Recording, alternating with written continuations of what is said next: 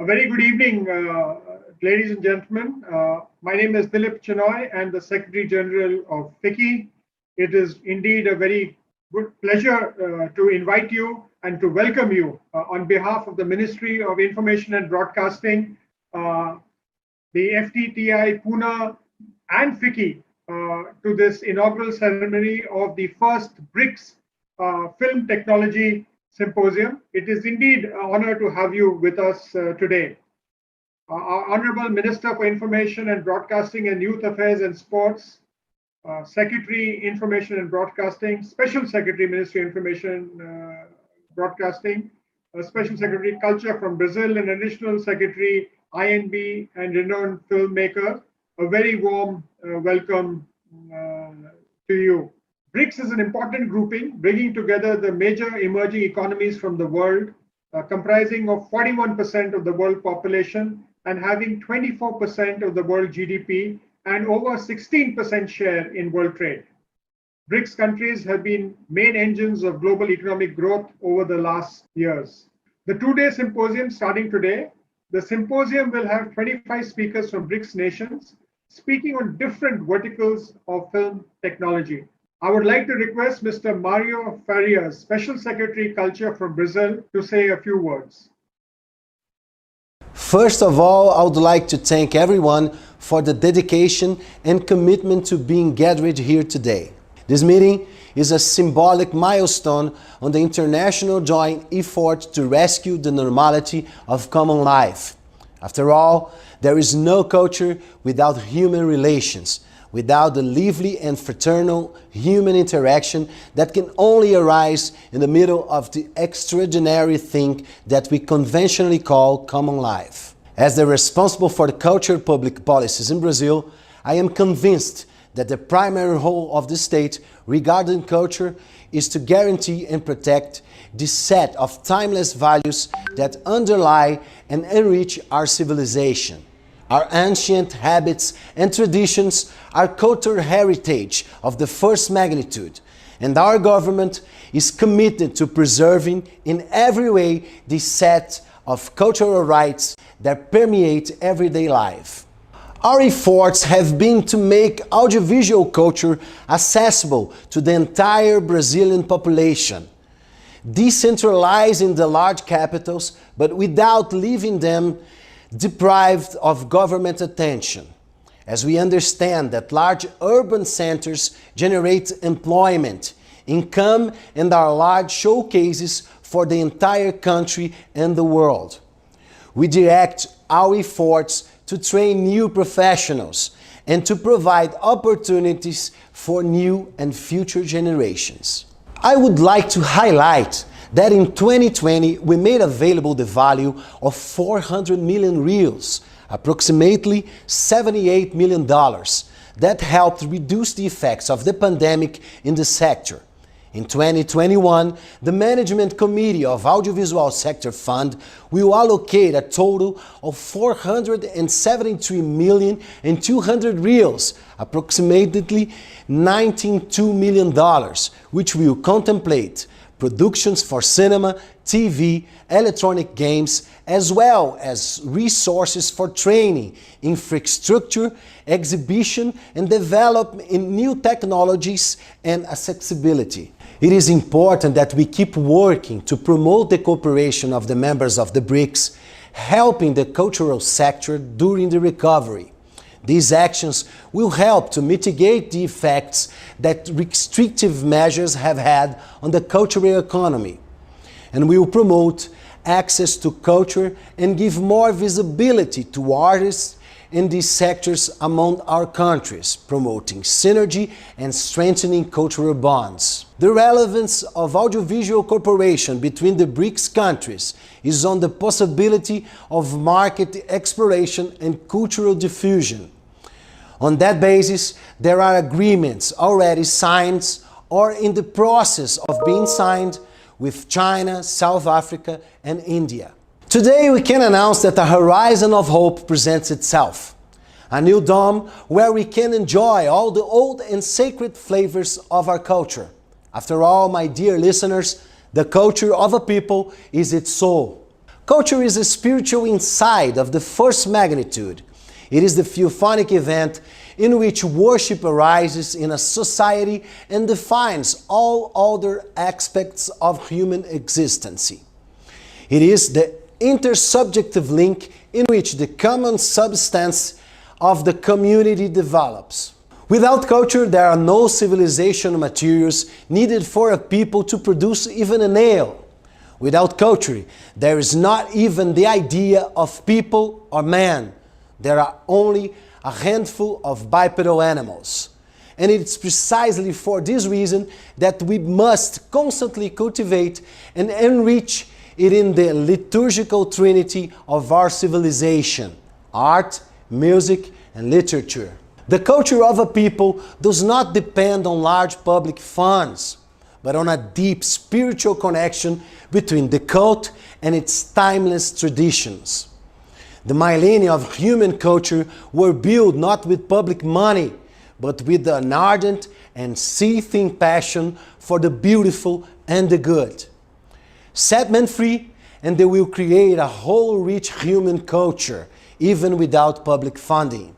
The general destruction of our moral imagination through cultural debasement, which for decades was geared toward the construction of an ideological propaganda hostile to the traditions and beliefs of the common man, eliminated from the public imagination the full extent of the horror of a people without freedom. Recovering the foundations of human freedom is a fundamental cultural undertaking, which, as far as it depends on me and on the President Bolsonaro, will be prioritized, bringing to light the projects that promote the great classics of our culture. God bless you all.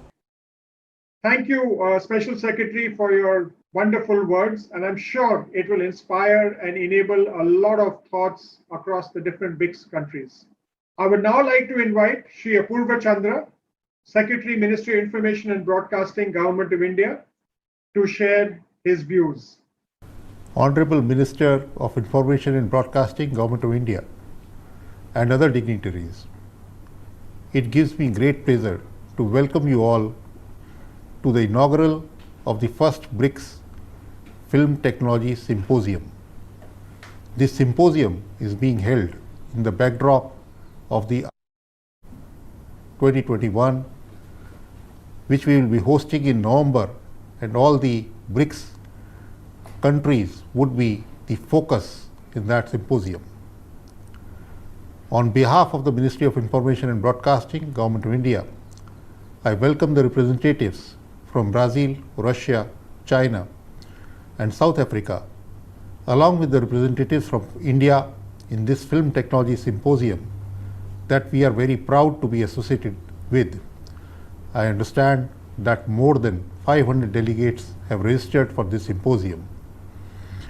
I would also like to congratulate my colleagues in the Ministry of Information and Broadcasting, Film and Television Institute of India, and the Federation of Indian Chambers of Commerce and Industry for organizing the symposium. The first BRICS Film Technology Symposium is the beginning of a new journey in cinematic partnership, and India is proud to have initiated the first step. Through this symposium, we hope to explore the various possibilities of enhanced collaborations, including formal mechanisms for student exchange programs among the leading film institutes of our countries. The potential is immense. Cinema transcends national boundaries, touching millions of lives globally. The BRICS Film Technology Symposium is an ideal platform to celebrate the multicultural diversity of people across the globe. This symposium intends to form partnerships and build a platform for the technology companies, organizations promoting films and film technologies among the member countries, and bring the film community together for better communication, cooperation, and collaboration. BRICS countries are significant players in the world of the field of VFX, animation, computer-generated imagery, and media outsourcing. The symposium will be discussing strategies on understanding the global animation sector in this context. There is a great potential for collaborating with each other to enhance the technology in film production and cinematic experiences for the world of entertainment.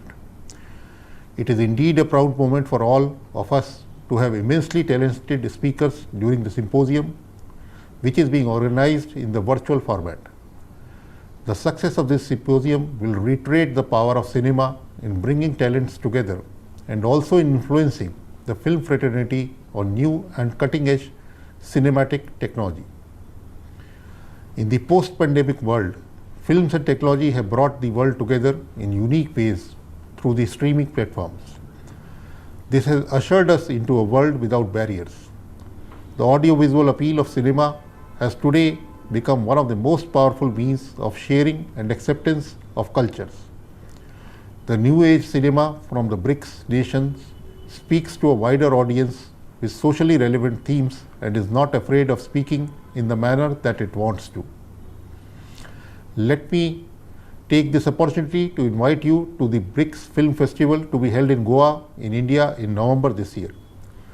The BRICS Film Festival, which we will be organizing along with the 52nd International Film Festival of India, will provide us another opportunity to interact and share the best of our cinemas. We hope to see you there. Once again, I take this opportunity to welcome all participants to this platform as we look forward to 2 days of meaningful deliberations on the subject. Jai Hind and best wishes. Thank you. Thank you, Sri Chandra, for those enlightening words. It is now my pleasure and privilege to invite the Honorable Minister for Information and Broadcasting and Youth Affairs and Sports, Sri Anurag Thakur, to share his words. Namaskar. Good evening, friends and colleagues. India takes pride in organizing the first ever BRICS Film Technology Symposium as a part of the special events planned in run-up to BRICS Summit to be held in India. As you all know, India is preparing to host the 13th BRICS Summit this year.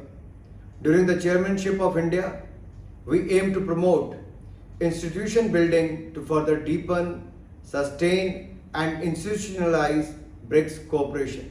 India is a pivotal power in Asia today, and as a member of the BRICS consortium, we would like to play a crucial role to strengthen ties between the member countries. And organizing the BRICS Film Technology Symposium is a step in the direction to bring the people from all member states together. Through the medium of films, art and culture, we also open up avenues for cooperation which in supporting development and growth in the film business.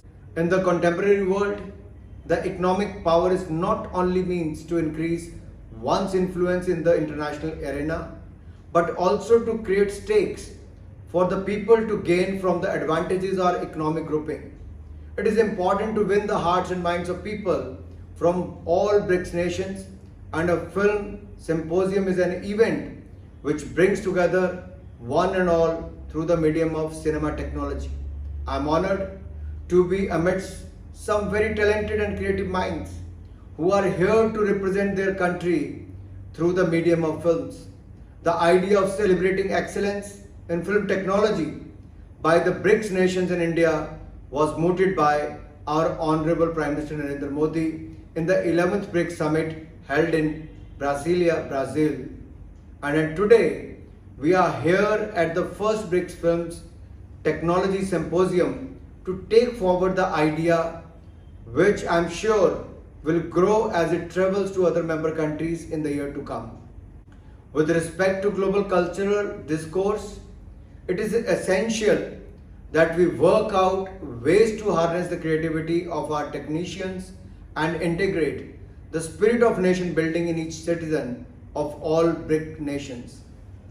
The focus of the BRICS Film Technology Symposium is to acknowledge the service sector and technicians working for the film industry, and by the end of 2 days, I'm sure this symposium will create opportunities for the working professional in the field of film technology of all BRICS nations to explore the world of cinema with a new perspective and vision. the 2-day symposium in cooperation with Premium Film Training Institute of India, namely Film and Television Training Institute of India, will have 25 speakers from BRIC nations who will speak on different segments of film technology.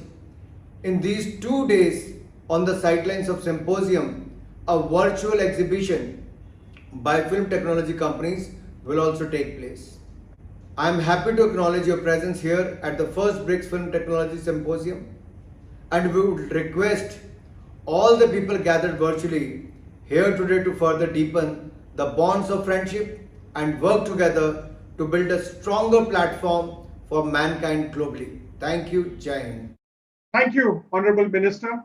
You're always a source of information for all of those that you actually come in contact with and address. Now, I would like to invite the Additional Secretary, Ministry of Information and Broadcasting, Government of India, Ms. Nirja Shekhar, to deliver the vote of thanks. Honorable Minister, Information and Broadcasting, Government of India, Secretary, Information and Broadcasting, Government of India, and ladies and gentlemen, it gives me immense pleasure to be here with you at the first BRICS Film Technology Symposium and to deliver the vote of thanks.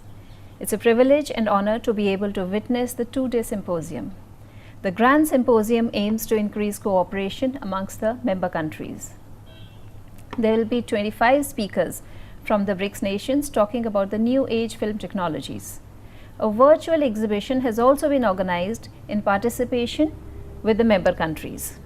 We also have with us around 500 enthusiastic participations during these 2 days. I extend my sincere thanks to the Honorable Minister and to the Secretary for being here in the inaugural and for inaugurating the symposium with their inspirational words. I immensely thank all the speakers and participants who are present here today, and I am sure that their contribution will make the event a grand success. I would also like to thank our colleagues in the Ministry of External Affairs, Ministry of Information and Broadcasting, Film and Television Institute of India, and the Federation of Indian Chambers of Commerce and Industry for organizing the event at a very short notice. Thank you very much, and we hope that this event is a great success. Thank you. Thank you, Ms. Shekhar, for your kind words. And now, ladies and gentlemen, it is time to start the panel discussion on leveraging opportunities amongst BRICS nations. Thank you very much.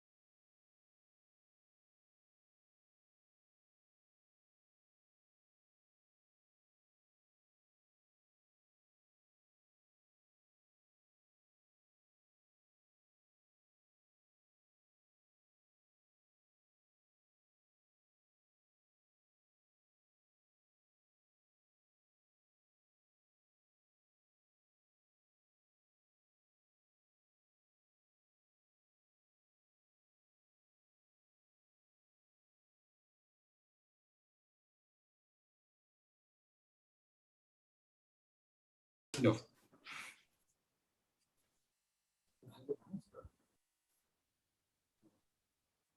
Yeah, please go ahead. Hi guys, welcome to the Leveraging Opportunities Amongst BRICS Nations panel. I'm Nick Darianani, your host and moderator today. I run Hong Kong-based production house 24 Frames, and I'm going to start by introducing our incredible speakers from all around the world. I'm going to start with Miss Aruna Rajay Patel, member of FTII Academic Council and eminent filmmaker in India. Miss Olisawa Mastani, producer and director from South Africa. Miss Katerina Shetsinitz, head of International Department, Central Partnership, Russia, and Miss Lindales Reyes, co-founder of Reawood and vice president of Chamber of Foreign Commerce, Brazil. Hi. It's an honor to be here with you guys. Hi, everyone. Thank you. Hello. I think a video is supposed to play right now, so I'm just waiting for that to pop up, and then we can get started.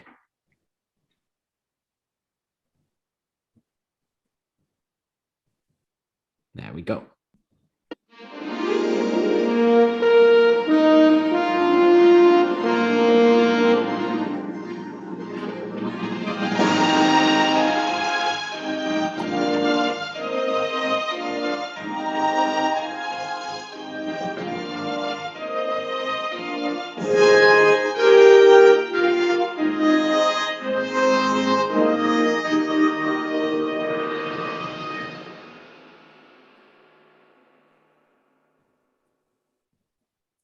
Awesome. That was really cool. So thank you so much for being here. We really, really appreciate it. It would be great to jump straight into it. So my first question is, how can we create a common space in film, television, media amongst the many diverse BRICS nations? Who'd like to jump in? Yeah, I don't know who's going to speak.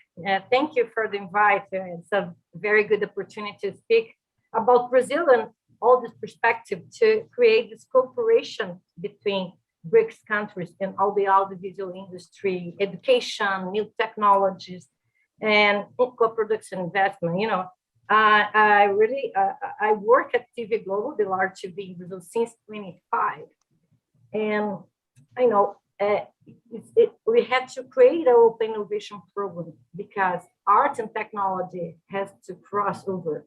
And we developed about 300 new projects. And then the people say, how can you do it in so many, in a few times? Because innovation, it doesn't exist without collaboration. So I found out my purpose, and we were inspired by this revolution of this India in this film, because India produced 3 times more than Hollywood. So that's why we create the Reawood, some unique innovation entrepreneurship platform, so we can get together all the media and entertainment sectors and people who really produce across the board, not only in TV and film, but in advertising, distribution. And we had to train these people because, lots of new technologies come over, like 3D, VR, artificial intelligence, games. So I think that we have, to open our minds and to create together, like Mr. Javi from India, from Intel. It's a great partner of Brazil. He's the one that created the first, Tomorrow Museum here and the Visual Effects Festival. And also he did the first VR bootcamp. And in Olympic Games, he just created with TV Global, the first country that we have the 8K streaming. So we have to learn with each other. Yes, that's please. a great point. I wanted to, if I can, I wanted to continue, since you know my background in distribution. So I wanted to give some ideas on how to create this common space in media through basically these aspects through film distribution. I made some research before this panel, and I found out that there are not a big amount of content produced in BRICS territories, which is released among other BRICS territories. Meaning, when we're speaking specifically about Russia, and we take years 2018, 2020, so the 3 past years, right? We only see that theatrically, there were only 9 films of Brazilian origin released in cinemas, only 9 in the past 3 years. Only 17 films from India, only 2 films from South Africa. That's very, that's nothing almost, and less than 10 Chinese films. And by saying film from Chinese origin, I mean that it's not a co-production with US, China, or co-financing, but it's just a 100% Chinese national production. So I really feel that, creating the common space would mean just increasing the amount of content that would travel among BRICS countries. And this is super important, obviously. Same goes with Russian films on the BRICS territories. I won't get into the statistics here, not to bore you more, but there are not enough Russian films released there. So our films travel well to maybe China and Brazil. They get released, but they're only just several of them, while to India and South Africa, these markets remain very difficult to penetrate. So that's obviously an area to grow. And I think that creating a common space would mean creating a mechanism to allow BRICS content to travel easier and encourage businesses involved in film distribution, like distributors, cinemas, and platforms, internet platforms, actually receive some special funding or tax benefits for bringing the BRICS content across the BRICS territories. So that's just off the top of my head, but generally, of course, we have to increase the presence of each other's content on the BRICS territories. Yeah. Yes. See, we already have the BRICS Film Festival once a year, annually, in some country or the other. But in these festivals don't get to the interiors. Like, for example, in India, the festival may be in Delhi or Mumbai or something, and we may see a few films. But unless they get to the interior, like second-tier cities or other cities where, you actually have the film industry. Now, India has got many film centers where a lot of regional films are produced. Like, for example, if the event is happening in Delhi or Mumbai, you don't get to see Chennai. The Bengali films are made, Kolkata, Thiruvananthapuram, Bengaluru, Hyderabad, and so on. So my point here is that governments can do what governments can do, but unless people in the industry get involved, these things will not go very far. By involving the private sector, by making it convenient and comfortable for them to produce, distribute, disseminate, it's very, very important. And people will not participate unless there's some incentives are given or something like that, just as a launch, as a starting point. Also, the other thing that's not really harnessed, I feel, is a huge student body. I mean, we have huge numbers. We have a huge student body, but people are not aware of these films. People don't have any idea that exists. I mean, I don't know how many people even know there's something called BRICS. The second thing I want to say is, for buyers, for distributors, instead of having one market in the festival, you can have 2 or 3 such spaces where they can come and showcase the different films from different countries and actually create buying opportunities by showing the work. Third thing, I feel BRICS can create their own platform, own channel, just like you have Netflix, you have Amazon, and that would mean that people see films at their own time, their choice. And it's definitely, you've got to build a taste, you've got to build an interest. And unless something is done, people are not going to really take the trouble to read about it. Oh, I want to see a South African. No one's going to do that. You have a platform, it's all available. Just log in and see what you want. Another thing is, of course, student competitions, exchange programs, we're talking about them. And also, national channels and private channels in every country, in all our 5 countries, actually showing the BRICS films, And once the audience begin to get a taste, I think they will start looking for those films. But right now, these things don't even exist for, I think, majority of the numbers of people in this country or any of countries. I mean, it's really difficult because American films have got such a monopoly. Unless you create a new stream or another space of interest, it's not going to happen. I think that's why private players are very important. Absolutely. I think there's some really valid points. I also think looking at Netflix has taught us a bunch of really important lessons about authenticity. Back in the day, I think a lot of people wouldn't have ever imagined watching a show that was almost entirely in Spanish if they didn't understand Spanish. But if you look at the success of Casa de Papel and as well as Narcos, which is obviously half and half, I think in order to really have authentic content where we're not just representing diversity for the sake of diversity, I think there's nothing more important than this BRICS partnership right now, and really harnessing that so that filmmakers like us can go out there and create content that's real and authentic. And you're right, the appetite will come once people watch the films and say, hey, this is an amazing film, this is an incredible film. So yeah, some really, really fantastic points there. Moving on to the next question, how have you found that BRICS has evolved its framework for emerging film, TV, and media industries? What's been done already? I know you mentioned the film festival, which is a really, really great one, but what else has been done to sort of harness that talent?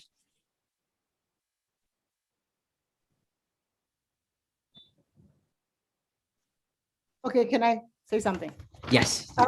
Basically, I mean, I was very fortunate to be one of the first jury members for the first BRICS Film Festival. And when we met, we actually created a memorandum of understanding. BRICS Film Festival, it's a low-hanging fruit. We need to leverage on the BRICS agreements within the BRICS countries. 2 years ago, the BRICS ministers of culture met in South Africa to actually come with a resolution.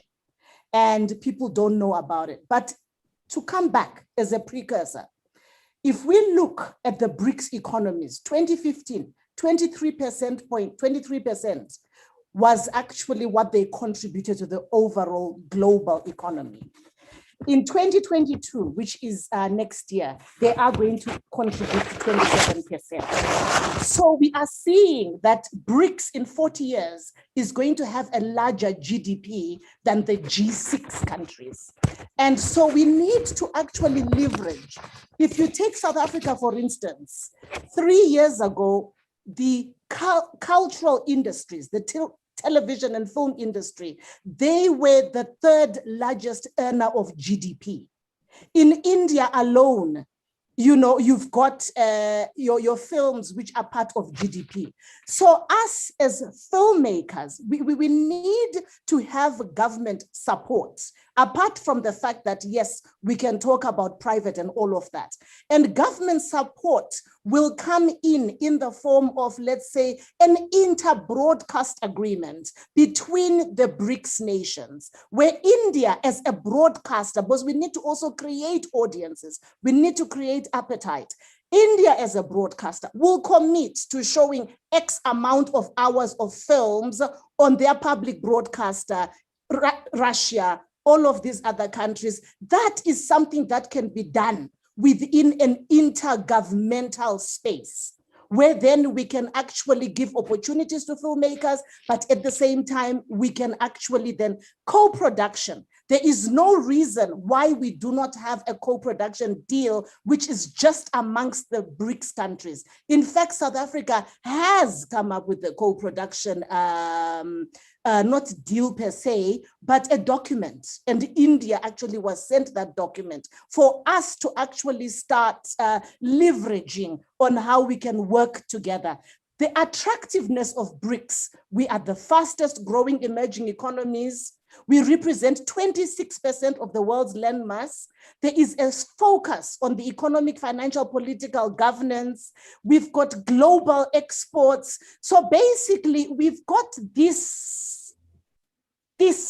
thing that is already happening. So why are we not creating a space for the creative industry, which are really, really, really contributing to BRICS countries? So yes, there is the film festival. We are also pushing for the film festival to be like a section A, not the way it is now. You've got Cannes Film Festival, you've got Toronto, and we know that actually the global South is seriously emerging. So there is no reason why we cannot have the BRICS Film Festival as a Class A film festival, which actually is going to be part of the calendar, because what BRICS countries have, they've got more in common. You know, South Africa has got more in common with India. South Africa has got more in common with Brazil, you know, and so we are in trouble with actually American imperialism. We really, really, really are. But as a BRICS bloc, EU has done it. So I feel that, because I've been very active in this space, advising my Minister of Arts and Culture and all of that, I feel that, you know, we can talk until the cows come home. And I suggested actually that we need to, we did as the BRICS jury, that we need to have ambassadors in each country, although that was shut down at the last ministers' meeting, which was 2 years ago, whereby that person will be dealing with the government. Because, you know, governments are overwhelmed. And we know that arts and culture is not a priority, even though we contribute to the GDP of countries. So we need a push in terms of saying that you are in India, you are the point for the BRICS Film Festival and the cultural space with your government. Because, for instance, as someone mentioned, who knows BRICS? Nobody knows what BRICS, who knows and we can't. A festival is, I can run a film festival. How do we leverage who we are as BRICS within the BRICS economies? So yes, there is a festival, but that's just about it. We don't have agreements that we need to push for within this space. Then everything else sorts itself out in terms of your private investors. I mean, can you imagine if there was a co-production between South Africa and Brazil, although we do actually have one, it hasn't been signed. If there's a co-production between India and I know that India and China, they work a lot together, but we really, really need to look. And also we know the importance of culture and how culture can, you know what I mean, can promote, you know, social cohesion. It can promote a lot. So I do think that until we mobilize our governments to speak the same language, to leverage what already is happening in that space, then we are going to be talking until the cows come home. I have a suggestion to take this forward. Right.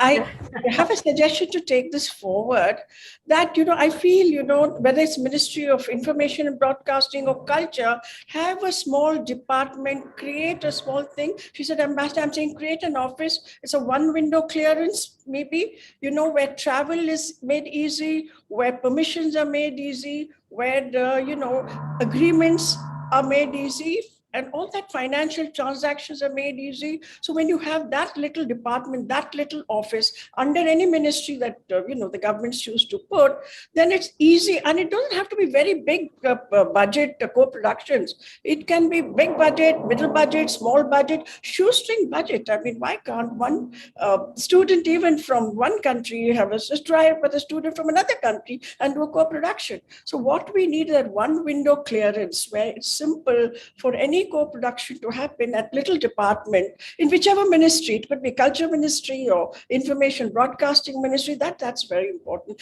As she said, as Mastani said, that, you know, that little office with its ambassador is very important. Yeah. We need You know, money, Brazil is not well known as a budget. country of football, carnival, samba, and the girl from Ipanema, but you don't know that the GDP in Brazil of economic grows more than every industry. It's about 6.7%. Like my friend told us, we have 2 million companies here. And how you don't get together in this co-production? We have only one co-production with India. So FIC Festival has to promote it because international social media grows about 14% a year. So we have to make this BRICS new platform, stream platform, because in Brazil, Netflix is probably the most famous streaming channel because they bring this technology first in 2011. But in the Brazil became the largest region in terms of numbers of subscribers outside the United States.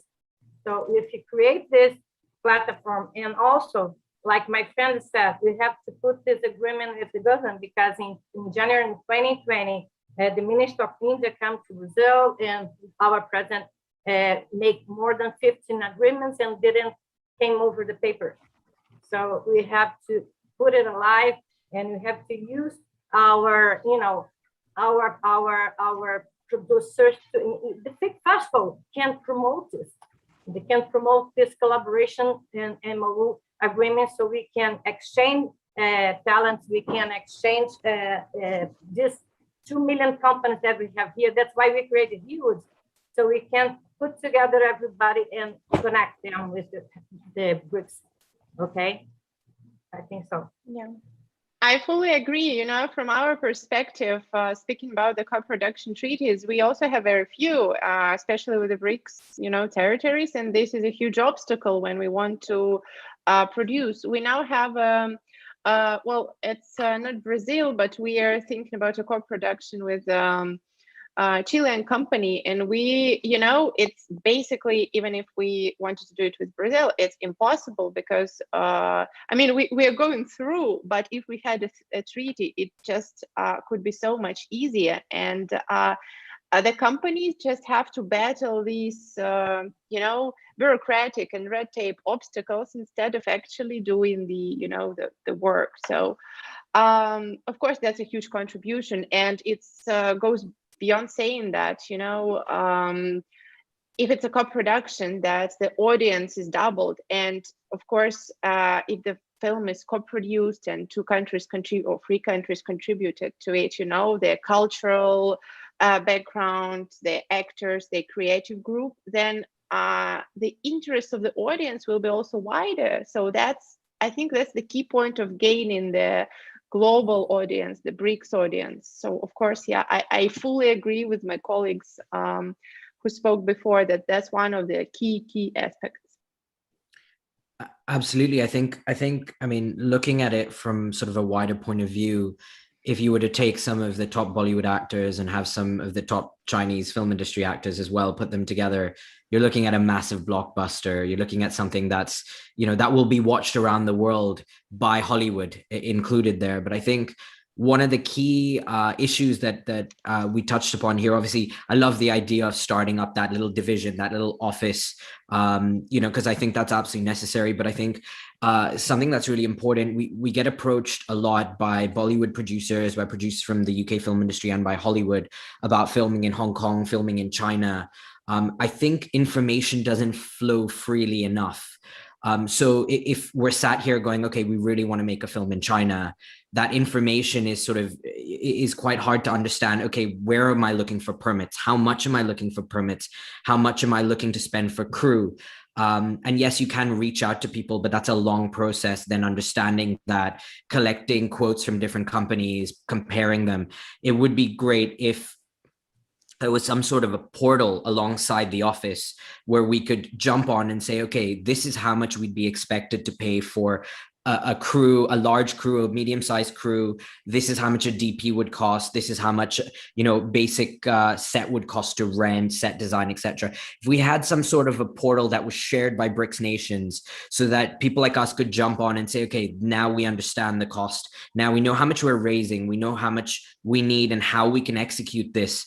and also what's allowed and what's not allowed. I think that freedom of information is a little lacking. And I think if that is able to open up doors, I think you're going to see a lot more of us move around and again, create these authentic stories. So I think really amazing points. I want to zone in slightly now and talk about the BRICS Film Festival. Mastani, I know you mentioned this quite a bit. I'd love your opinions on how you think that's helped up to this point and how it could be better. I know we touched upon how it could be better, but how has it helped up to this point, and what specific initiatives can BRICS nations take to really, really turn this into the next Cannes or the next Sundance, which I think is a really, really valid point. You know, when Paradise won the Oscar for the best picture, I've never watched a Korean movie before. Absolutely, so, yeah. I think, yeah. So I think that we believe that it's not obstacles such as language and culture. We're no longer excuses to, to promote the filmmakers of other countries. And it creates these emotional stories. So everybody is looking for new stories, new emotional stories. India, Africa, Russia, and Brazil, they have a lot to tell. So maybe we have to create a winner for each country, so we can, know much more about the talents of each country. Okay, the first BRICS Film Festival was very interesting in that we were able to create a certain framework in terms of, because India was hosting and was hosting BRICS, and Nodi asked for a film festival. So that's really, the Prime Minister, Nodi, asked. I'm an artist, so forgive me, protocol observed. He asked for a film festival. So when we came together, we felt that there were a lot of possibilities, and there was a possibility for it not just to be a film festival. So we did actually sign a memorandum of understanding in the office, and what's his name, Anjuman, was there, and his bosses. And really, we wanted to look at issues around the continuity, issues around creating ambassadors in each country, working in that office, then disseminating information, because as it is, government, it's just not going to happen as fast as we want it to happen, because culture and films are never taken seriously, yet we make a lot of money. And what has been fantastic for me personally, and maybe for my country, has been has debunked the notion. Like India, for instance, there is a belief that it is just Bollywood films. It isn't. India has got a parallel cinema, and that is fantastic in the sense that you get educated around that. Then you go to Brazil. Brazil has got the largest television industry in the world, right? And India has got the largest film industry in the world. They make 1,000 films a year. Then when I went to China, it was also a certain experience. And all of these experiences, and Russia, I didn't go, but watching films from Russia, for me, that was really, really interesting. And dealing with someone like Kirill, who has been heading the film school in Russia, and knowing that a lot of African filmmakers were actually trained at the old Vic, and they went on to become really, really great filmmakers. So the notion that actually we are more alike than disalike, and we've got a lot more in common, that for me is what came out. So the festival itself, yes, it is great, but you know what? A festival is exclusive. You have South Africa hosting. South Africa does the festival. You got 5 people from India, 5 people from, it's not enough. We need to push through government agencies, for instance, an inter-broadcast licensing agreement. That should be easy, to be quite honest. We need to push for those things to then leverage how BRICS can go out, how when we've created appetite for audiences, how in 10 years' time, because we also need to pace ourselves, it can be an A-list film festival whereby each year it rotates for which country. You create tourism, you bring in money. I mean, imagine the Cannes Film Festival, the amount of money that they make. And of course, there is going to be interest in that, because guess what? The West is always looking for opportunities. And our countries, we've got, like in South Africa, for instance, it's not really that expensive to shoot films, in the sense that you have already agreements where you can come and shoot a film here, you get 30% rebate. You want to invest in a film here, if with a Black filmmaker, you will get 50% rebate, up to 50 million rands. And that is what? That is about maybe, I don't know, about 4.5 million US. So that is how we need to think. And I don't want a small office with a small budget. We are already raising a lot of money from our countries in the creative space. We deserve to have the same budget that business is having through the Department of Foreign Affairs, the Department of Trade and Industry, all of that, because they are doing business with other countries. Film is a business. We are making money for our countries. How do we leverage that? In Brazil, we make around $33 billion per year. So we are making a lot of money. And India has the support of the minister of the government. That's why I accept to be the vice president of American Foreign Chamber. So I can put the film industry in the first place and do all this agreement. In India, the first industry is film. The second is news, and the third is sport. In Brazil, it's opposite. So we have to, do these agreements and this license and create this open mind to promote this. It's a lot of money in the game. Absolutely, absolutely.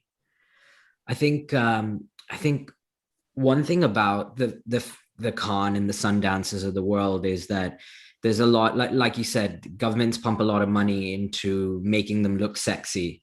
And that's what it's all about, right? Because at the end of the day, the marketing, the stars, the red carpets, all of this stuff, we all see it. We see it on the news, we see it on YouTube, it's everywhere.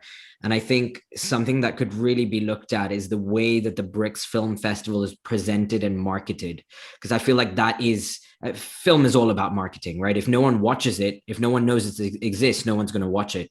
So I think in this case, I think definitely putting more resources towards it, putting more money into marketing, and making the world aware that it exists. It's a prestigious festival. And it's a celebration of diversity. I think that really is where we hope to see it succeed. Yes. Sorry, I think you're on mute. Sorry, can't hear you.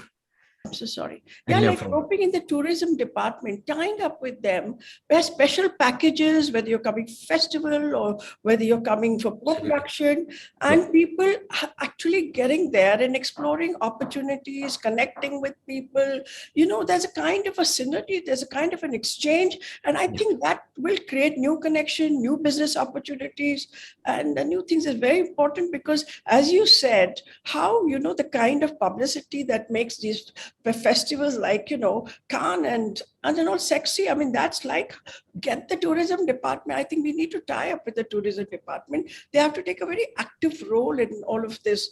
And that, I think, will go a long way, certainly. And the second thing is, yes, advertising costs a lot, but today social media, which is free, is there, but there's nothing on it. And people are actually, there are a lot of private players who create, things on social media, and they get their people, they get their money, they get their people. Advertising is important, paid advertising, but there's also so much of unpaid, which we're not using at all. I feel that that's one definite thing that we can use the social media big time. Absolutely, absolutely. Yes. Can I also Yes. add something? I just want to give an example of, another thing, how this can be either promoted or I would say even both promoted, more awareness created and so on. So there is a government body, Roskino, which promotes Russian cinema around the world. And during the pandemic, which obviously was a hard time for all of us all over the world, they started doing the like Russian film weeks that they had before, in the live format. So they started partnering with big online local platforms and putting the Russian content there and use social media to boost the promotion, because when the results were amazing, because we participated with our films in several online Russian weeks, and we were very happy with the results, because first of all, much more people saw our content than normally, the amount of people that can fit like the 2 screenings they normally have at the Russian Film Week from a DCP screening. I'm not saying they have to substitute them, but it's like an alternative which is easier to organize by partnering with local platforms, which can just boost the advertising, again promoted through social media, and thus increase the awareness, create more audience, so that when there is a live festival going on, then already people they know more about content from Russia, content from Brazil, content from India, and they are already more willingly going to screen it. So I think internet platforms also could be part of this, because they obviously are very powerful now, and these don't necessarily have to be the big players, but the local platforms. Because for instance, in Russia, the local platforms, the local platforms, not the global streamers, hold the biggest share of the market when we talk about the online streaming. So partnering with them for an online festival, would be a great opportunity to reach the majority of the audience, which is doing the online streaming here. Absolutely. And I think online platforms then have that ease of access from different countries as well. And Exactly. there's a bunch of a lot of these new age platforms coming up that are doing exactly what you're saying, Katerina, where they are specializing in local markets. Platforms like iFlix, for example, in Southeast Asia, really focus on making very specific content for specific markets. And I think platforms like that, or even building their own platform to help leverage the content, would be an interesting conversation, I think. Let's talk a little bit more about pooling combined talent. An interesting question, I think, here.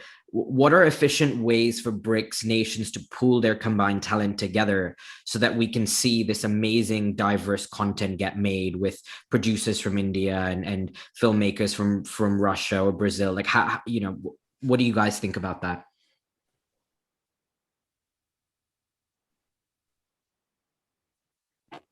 I think that that's really important in terms of, we are living in a world whereby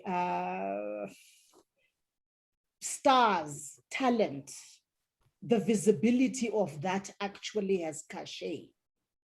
And each country does actually have all of these talented artists. And what is actually interesting is that a lot of that talent, and now I'm just talking about actors, I'm going to go to the directors and producers. That talent has had crossover, whether it is talent that has had crossover in America, and I'm talking about across the board. And there is no reason why we cannot utilize that talent within our own space. You have directors. Sheikh Kapoor, he directed Queen Elizabeth, and he is very Indian. You have producers that work in these spaces that are from these other countries, whether it is, producers that make it big elsewhere.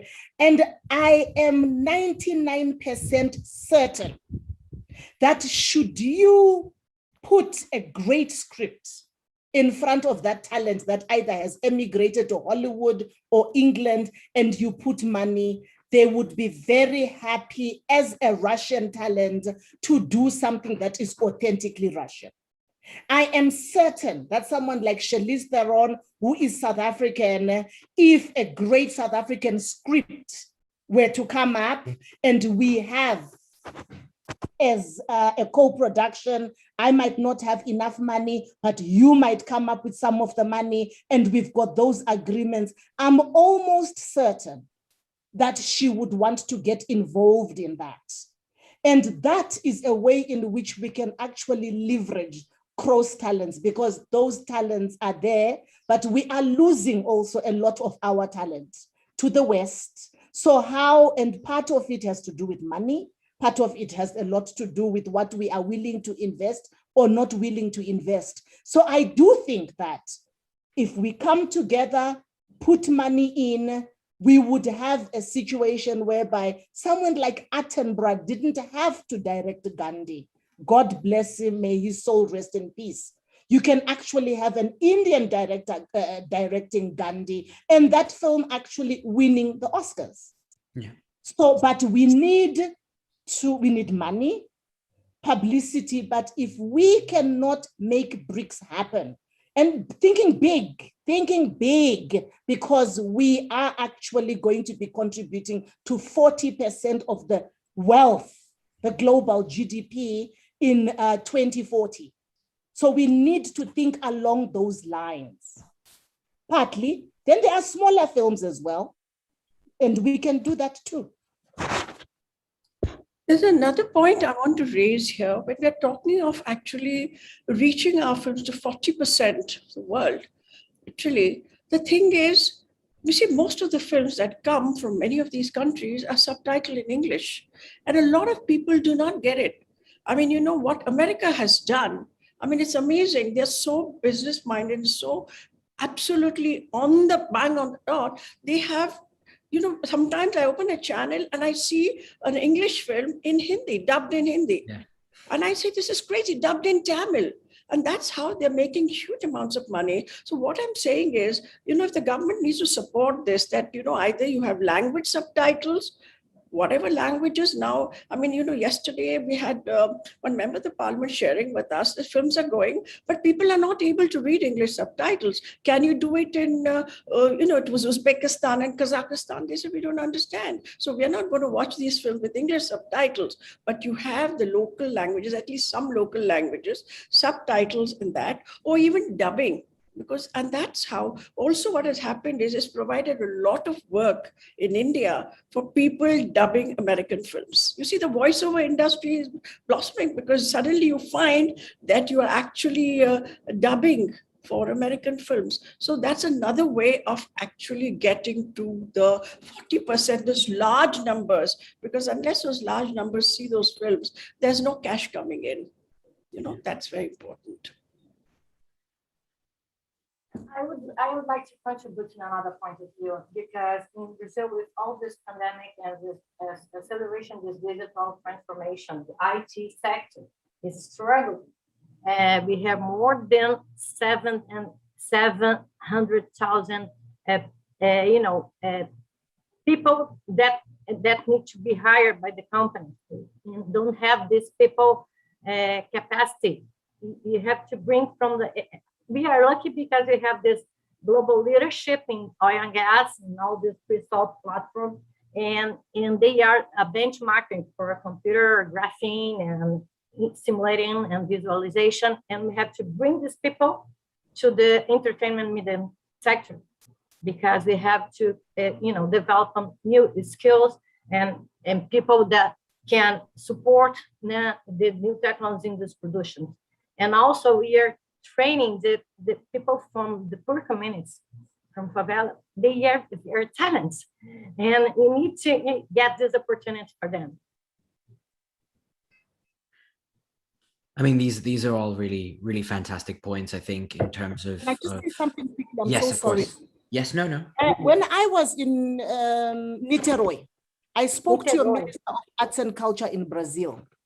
And one of the things that we were trying to do here in South Africa, and we've succeeded as Black filmmakers, is to increase the the rebate Okay. for filmmakers, to say that if you're a Black filmmaker and you are going to be working with Black creatives as HODs, the government can actually give you a 50% rebate up to 50 million, as opposed to before you got 50% for your first 6 million, then 25% going down.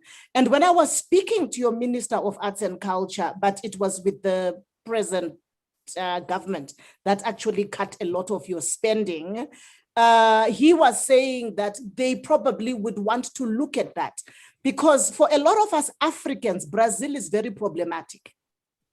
Brazil is very, very problematic in the sense that there is an exclusion of Black people in Brazil. When I say Black people, I'm talking about dark-skinned Blacks. But So we are there is fighting against this. exclusion. And the minister was actually saying, maybe we can work with South Africa to see how we can actually bring in, with those incentives, people who are your Black Brazilians to be part of that, to be part of the transformation of doing that. And he was very interested in the South African model in terms of how we are doing it with the former, because we are coming from apartheid. So Black people were oppressed. So how are you going to right the wrongs of the past without actually giving incentives to people who are marginalized? Yeah, like Fernando Meirelles show everybody in the film City of God, Cidade de Deus. So we are fighting against this. We need more diversity and we need more opportunities. And in gaming, we are growing so fast. Brazil's Latin market ranked in the third in the world. So through the pandemic, the nation of esports sector has skyrocketed and it's expect to continue growing rapidly. The revenue predicts to reach 1.20 billion in next year. So it's a huge count. And in favelas, in the poor community, they have lots of this incentive to go to the game sector. And Netflix, Amazon, all the streams company, they are putting the games on the timeline. So maybe it's going to be an opportunity to grow in this industry too, and have the opportunity to become a new way that the people can come, the poor people, the Black people, and all the diversity can come and show the talent. Absolutely. I think in a lot of BRICS nations, the career of film is always seen as a bit of a scary one, a daunting one, as I think all of us may have experienced that at some point. And going into the industry there's no clear path. There's no sort of here's where you go. And I think that needs to change. And that's where diversity will come in. That's where young people of different races will walk in and make their mark and tell their beautiful, unique individual stories. And I think this brings me to the last question of this panel before we take some questions from the audience. And this is a question that's very close to my heart, because I really believe this is probably one of the most important causes really in film at the moment. How can BRICS influence and engage a younger generation of filmmakers? How do we bring the younger generation in? How do we sort of channel them in the right way and channel their talent in the right way so that we're telling, these beautiful stories? Oh, I think, like I said, the digital game market will have revenues about $150 billion in this year, and increase 40% per year, 40% per year. So maybe they have to stimulate more in this sector. Brazil is the first country in the world that uses more games and more applications. So maybe it's the way that we can bring the young talents to this new medium. Absolutely. Yeah, I guess, I agree. Visibility and exposure, visibility of the sector and exposure of the resources, assets, and of the young people to the, to these resources. In Russia, there is actually, a big shortage of the qualified creatives. So of course, it's getting more popular as a profession. And I'm talking about literally, any directions now, but we still see a big shortage, whether we're talking about the qualified VFX specialists, directors, script writers, because the demand is growing. And of course, there has to be visibility and exposure to satisfy it at some point.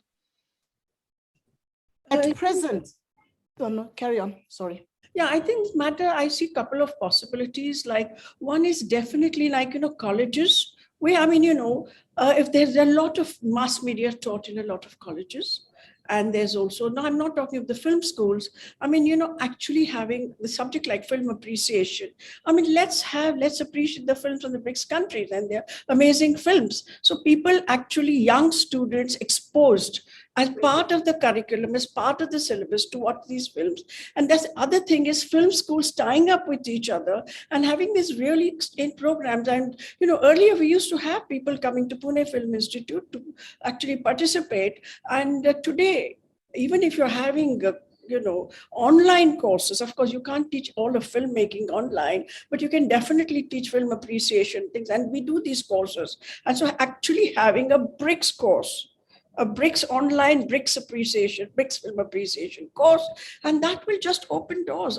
People will suddenly begin to think differently, understand culture from another country, understand the possibilities. And when things like, we talk of co-productions, we talk of many things, people actually think of, somewhere they're wired now to think that maybe I want to do something with another country. And I think these two things are very important. Also, MBA students. Now, they're business management students, but they are going to, they can be producers, they can be distributors, they can, also having this available to them, the exposure, and that I think is very important. Yes. 36% of your population in BRICS countries are young people. So there has to be a value proposition. Young people like advertising. And I've got the statistics in terms of how much advertising value spend we are looking at. Cultural synergies between BRICS countries are very, very popular for vibrant cultural expressions. Emerging market synergies through BRICS will actually bring youth participation. You've got access, if it is 36% young people, you've got access to 1.1 billion consumers for advertisers. So, and opportunities, that in itself is a serious opportunity for niche youth market targeting. We get our act together, we form a console, was one of the things that is lacking within the BRICS Film Festival speak is lack of continuity.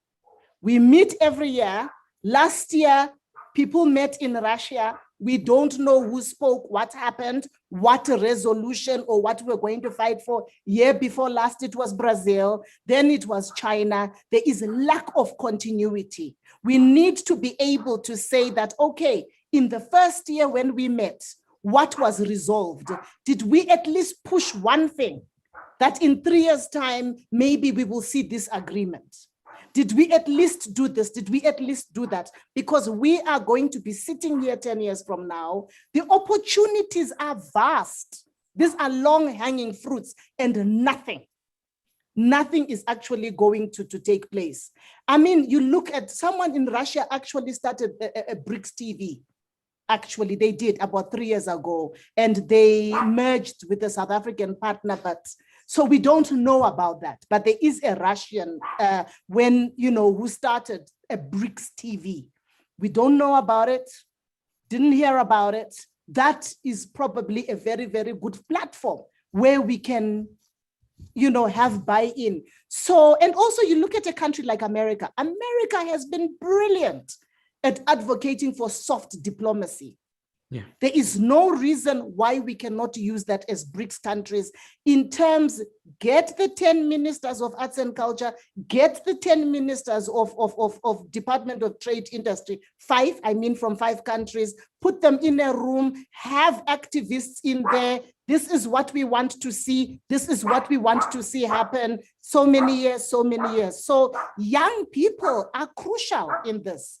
And in any of these platforms that I have been asked to sit on, there are never any young people to begin with. But anyway, I'm very passionate about this thing.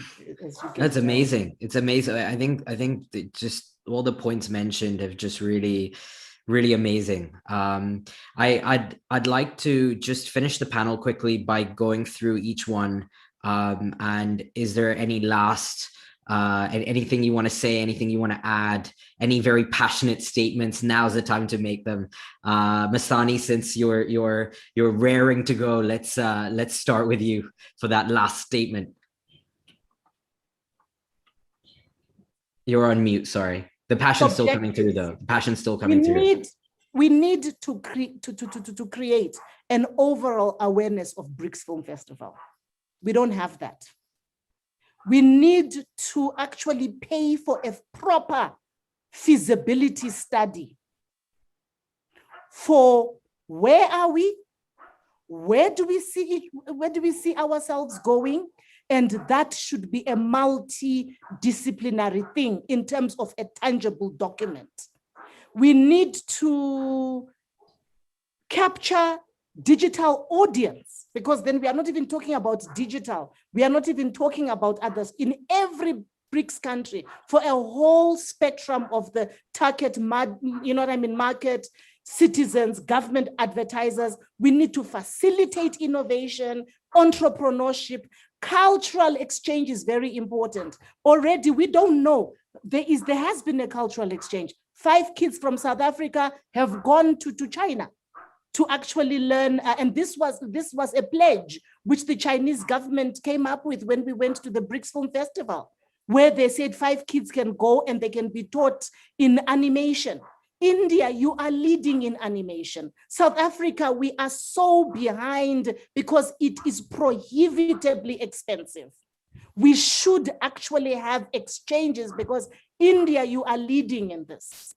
And we are a new economy. We are a young country, but we are already making our mark in the world.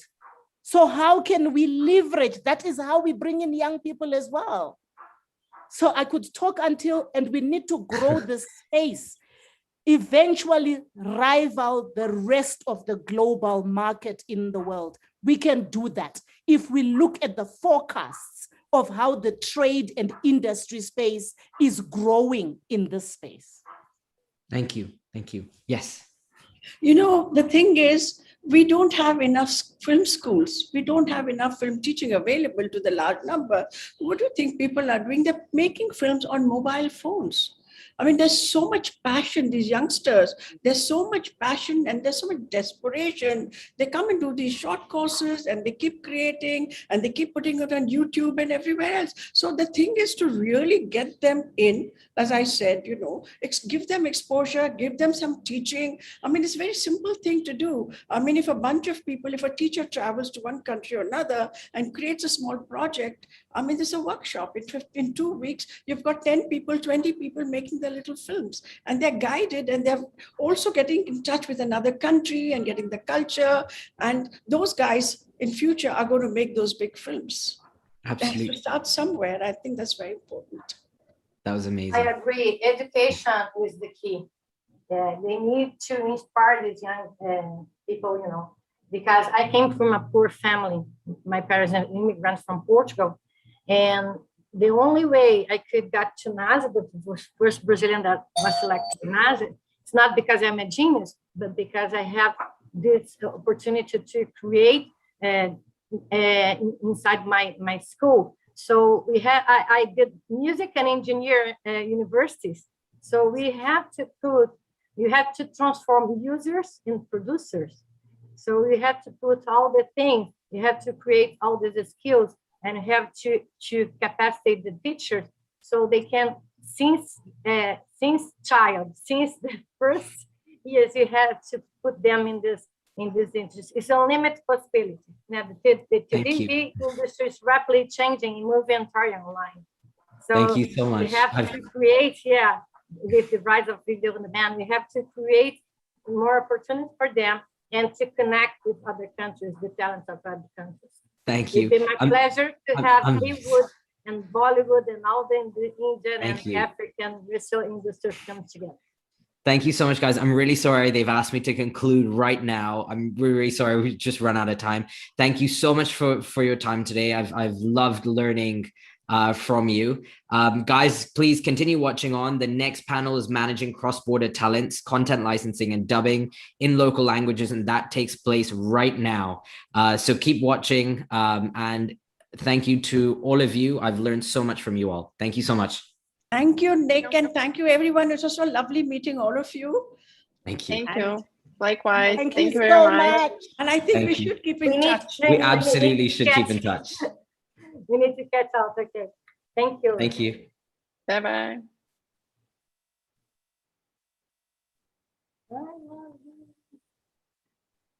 I love you guys.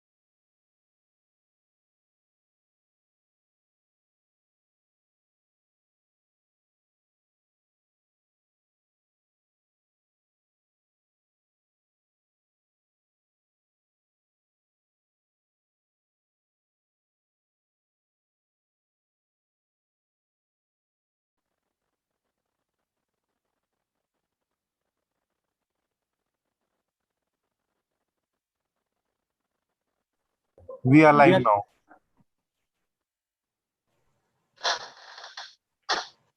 Hi everyone.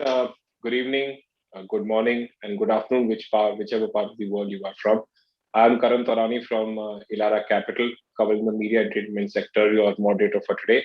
Our panel discussion today is organized by FICCI, by FTII, and MIB. We will talk today about managing cross-border talents, content licensing, and dubbing in local languages. I have a very esteemed set of panelists with me. I'll just give it to them to introduce themselves, and then post which we can, begin with some initial remarks and some topics of discussions. So, Anna, you can start, please. Oh, first of all, thank you so much for having here. I really appreciate it. Well, I work in localization. Our studio is based in Moscow, and we specialize in localizing content for Russian markets, dubbing voiceovers for TV shows, movies, cartoons, and video games as well. And at the moment, our main clients are located in China, but we really hope to do whatever is, to make a contribution to other markets as well. Thank you very much. Thank you. Manish? Manish, you're on mute. Sorry. Hi, I'm Manish Dutt, Managing Director of VR Films and Studios Limited. We have two verticals in our company. One is a localization vertical, where we localize, we have like 65 plus dubbing studios across India, and we localize content in various Indian languages. And the second vertical is we acquire and distribute foreign language Hollywood content to the various platforms across the India subcontinent. So this is exactly what we do. Thanks. Nirvana? Hi there. Thank you very much for having me. My name is Nirvana Singh. I work for the South African Broadcast Corporation. It's the public television in South Africa. I manage the industry development unit as well as the drama unit. And SABC is the largest broadcasting platform, a public platform in South Africa, as well as the fact that we commission the most amount of local content in South Africa. Thank you. Thank you. So just to give our participants a broader perspective in terms of what is the kind of opportunity we are looking at in terms of content dubbing, I'll just share some numbers here. So India video OTT market today, as per industry reports, is about $1.5 billion. This is estimated to grow to almost $4 billion over the next 3 to 4 years.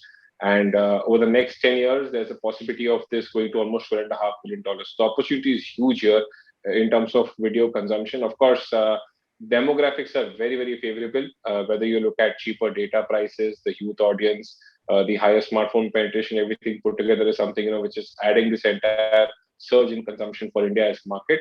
It's a very diverse market here. We've got about 15 major languages here, out of which 40% of the speakers speak Hindi, and about 28% of the speakers are across Telugu, Tamil, Marathi, and Bengali, which are the other major languages. So there's a huge opportunity here to kind of go deep dive into the markets, dub into multiple languages, launch multiple OTTs, offer a variety of content, and that's how we've been, right? I mean, if you look at the number of channels on TV today, we've got more than 800 channels on TV today. We have 60 plus OTTs, highest in any other country put together. And I think consolidation is still some time away, because the kind of market opportunity, the kind of diverse kind of people we have in terms of language consumption, there's a still scope of a big fragmentation in this OTT market, because consumers would want to have niche apps in their regional content for that matter. I think 5G is going to be a very big game-changing move. That's going to drive video consumption to another level. We saw what happened after 2016 once Jio launched 4G services. I think 5G is going to be another game-changing movement here.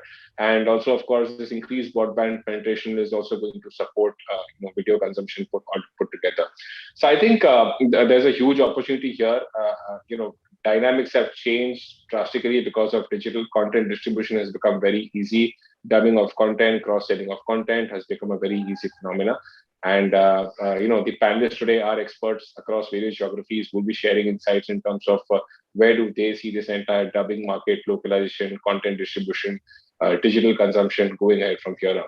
So I'll quickly start off this panel with Manish by bringing him into the conversation. So Manish, you've been into dubbing of content since a very long time. In fact, even before this entire OTT wave actually started, would have he's done dubbed a lot of films as well. So can you just share some insights in terms of the Indian audience behavior? I mean, what are the kind of regional language contents that they usually like? I mean, recently we've heard that many of these Korean series on Netflix are becoming too much of a binge watch and becoming viral, despite any kind of marketing efforts done by themselves, except for Netflix, who does some kind of marketing efforts within their own OTT put together. But what is this entire change that is happening, where the Indian audience is now okay to consume foreign content which is dubbed into Hindi and other regional languages? Thank you, Karan. We have been in the localization business since I think the year 2000. That time we had only the theaters, which was like, the main platform for exploitation. And action films, creature features, these were the ones which were usually dubbed in Hindi, Tamil, Telugu. But this itself was a part of it because you just had the main, the English consuming market was just 4 to 5% of the entire population in the metro cities. Now, to expand it, you needed to dub it in the local language to overcome this language barrier. The moment that happened with the Jackie Chan films, with the Bond movies, then you had those Jurassic Park, Spider-Man movies, the whole scene shifted from the multiplexes were still not there, from the main metros to the single screens in the interiors, and the business just kind of boomed for such movies in there. That was the one initial stage of it. Then came the TV platforms. Now, the TV platforms, to increase their TRPs, they realize it's better if you dub the content to the Indian local language. So with that, you could reach the interior market again. And you could have more TRPs gaining onto it. But even they treated the dub content just as a filler content. And still you had action and creature features only being dubbed till the time they realized that this filler content was becoming their mainstay, because the audience, the stickiness increased in it. So which is why you had the emergence of dedicated dub movie channels coming across, where South Indian movies also dubbed in Hindi played a huge role in it. Till 4-5 years back, you had the digital or the OTT market coming in. This was a total game changer. Now, I've always been of the opinion that the digital platform is it's like a monster. It needs 24/7 content, and creating new content is like very expensive and difficult. So the best, easiest option was to acquire foreign language content. You localize it, and you have your what do you say, have the consumption and the eyeballs increasing over to it, the consumer base increasing. Now, it so happened the Korean, Spanish content, your Turkish dramas, people started dubbing these as well. And once they started dubbing these, it's like the people really appreciated it. And that's where you had the consumer base moving from just the action and the creature features to drama, romance, and various other genres in this. So this played a major part in creating a boom for the dubbing industry. The basic reason for the audience liking this is basically the culture, Indian culture. They found it similar with the Korean, the Spanish, the Chinese. So the local dramas, you could see a lot of bonding between parents, teenage romance, and the family bondings and feuds happening, which was the similar what was happening in here. With the localization, you give them the opportunity to overcome your language barriers. And once they got into this, they really liked it. And this is where the stickiness did come in. And they come again and again to watch this, which shows the huge popularity of the Korean shows, your Chinese, as well as your, your Turkish content. That's being like done in a very good way. And at the same time, you still have the Hollywood content also being dubbed. You still have the South Indian movies also being dubbed. So you have increased the consumer base now with the teens, with the housewives, with the, all in the interior market as well. So your expanse has just increased a lot, in fact, I would say. This is where, and what happens is like through the international content, you get to understand their point of view. It's like, and what's trending across in the world. Now, if you look at it, a couple of years back, there was this Chinese sleeper hit, I would call Crazy Rich Asians. It just like was a hit all over. And when you see that movie, it's something which has been made, over the years by the Yash Chopras and your Karan Johars in India. So there's no peculiar thing as that the audience likes this or doesn't like that. It's, you give them anything which is like good in action, emotion, drama, they will like lap it up. Right. I think this is just the beginning. I mean, we're just kind of seeing right now that there this entire wave of foreign content being dubbed into Hindi and regional languages. The consumption just started about a couple of years back, if I'm not mistaken, and this is just the beginning, I believe, because the more this because there's still ample amount of content which is there globally which needs to get dubbed and come into India. So there's a large opportunity there in terms of this being a big market opportunity. Of course, people like you, will be the winners here in a very big way, thankfully. So, yeah, thanks for that, Manish, for the initial insights. Anna, I'd just like to bring you here also in the conversation. You've done multiple things, right from acting to production to dubbing to everything put together. So, can you just share insights about your markets?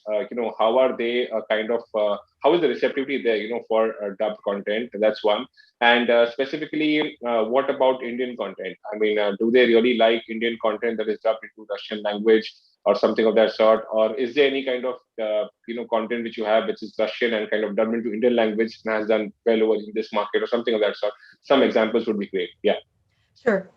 Well, first of all, in terms of foreign content in Russia, things that are important to understand is, first of all, means of consumption, because Russia is a very big country with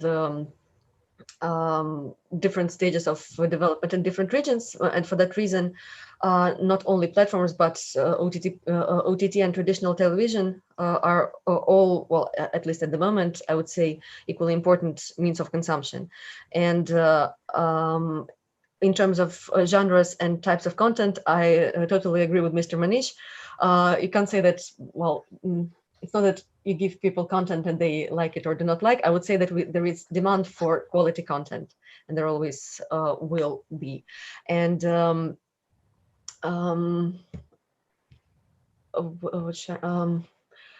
in terms of Indian content, we have a cable TV channel called ZTV, which is 100% dedicated to Indian content, and it has quite impressive view times. So it is a specialized channel for this type of TV series and movies. And also, I would say that there is the demand is so huge that even these kind of channels are not enough to satisfy it, because there is a trend,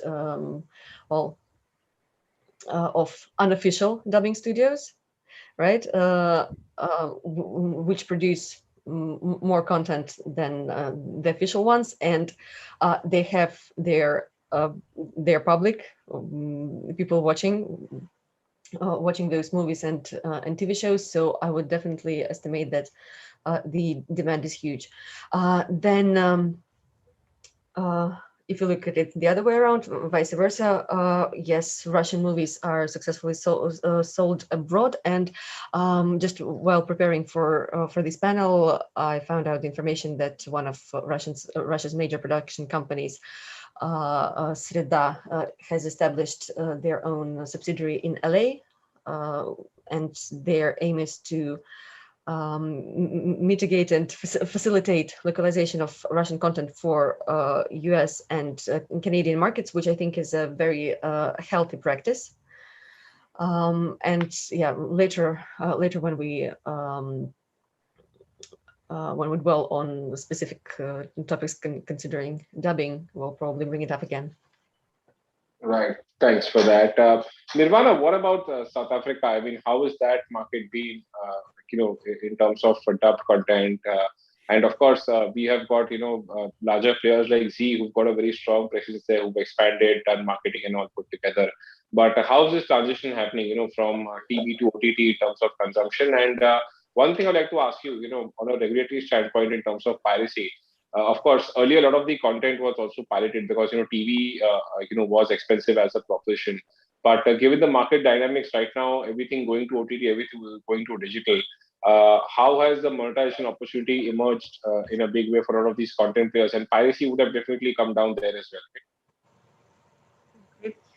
Many questions there. I think first thing you should understand is the marketplace.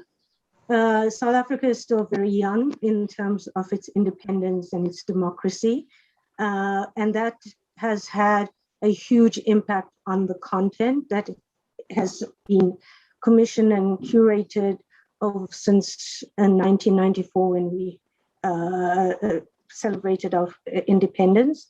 And because of the political environment that we came out of, television and media was critical in terms of educating the public, because the reality was that over 70% of the population did not have access to anything and everything. And that's where television played a huge role, especially SABC as the public broadcaster and the state-owned public broadcaster. So we are, and that is our core mandate, to educate the public, to entertain the public, and to talk to the public in the multiple languages that we have. So very much similar to India, we have 11 official languages with another one coming into play. And that's very critical in terms of the content we create. So we create content in those languages. So SABC platforms are divided into three platforms based on those languages. So we have what we call the Nguni group of languages, which goes on SABC 1. Then there's the Sesotho group on SABC 2, and then it's a mixed on SABC 3. So everything we do it in that way.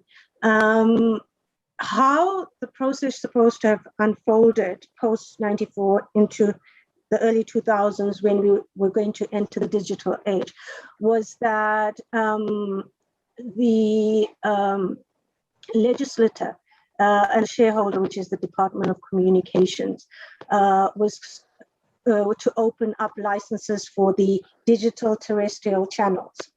And that was going to allow the SABC in particular to take its content, dub it into the various languages, and then have specific platforms. So when I talked about an Nguni group, in that group, there's 6 sub-languages, like you talked about in India.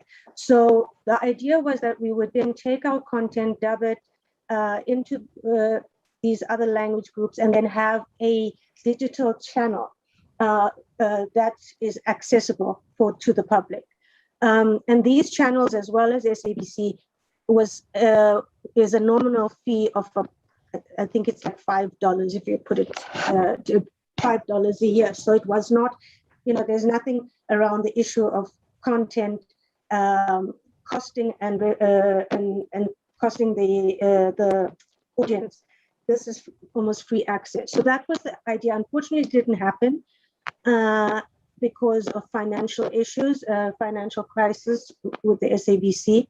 So we ended up being on a back foot, to the point that today, in the last 5 to 6 years, we've had the Netflixes, we have View, we have the pay TV channel MultiChoice, who's got their own sport channel.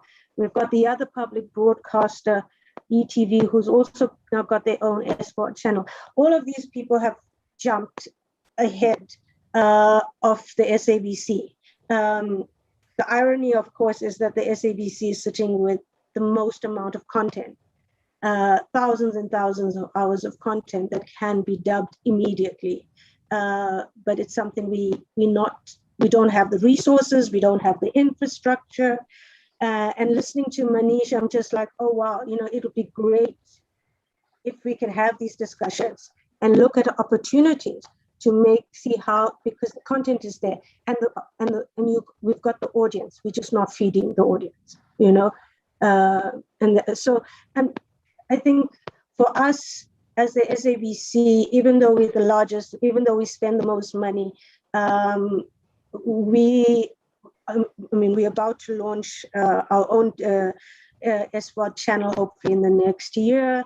And we have lots of content for that. You'll see our content on View and Netflix because we partner. So our thing also is to partner.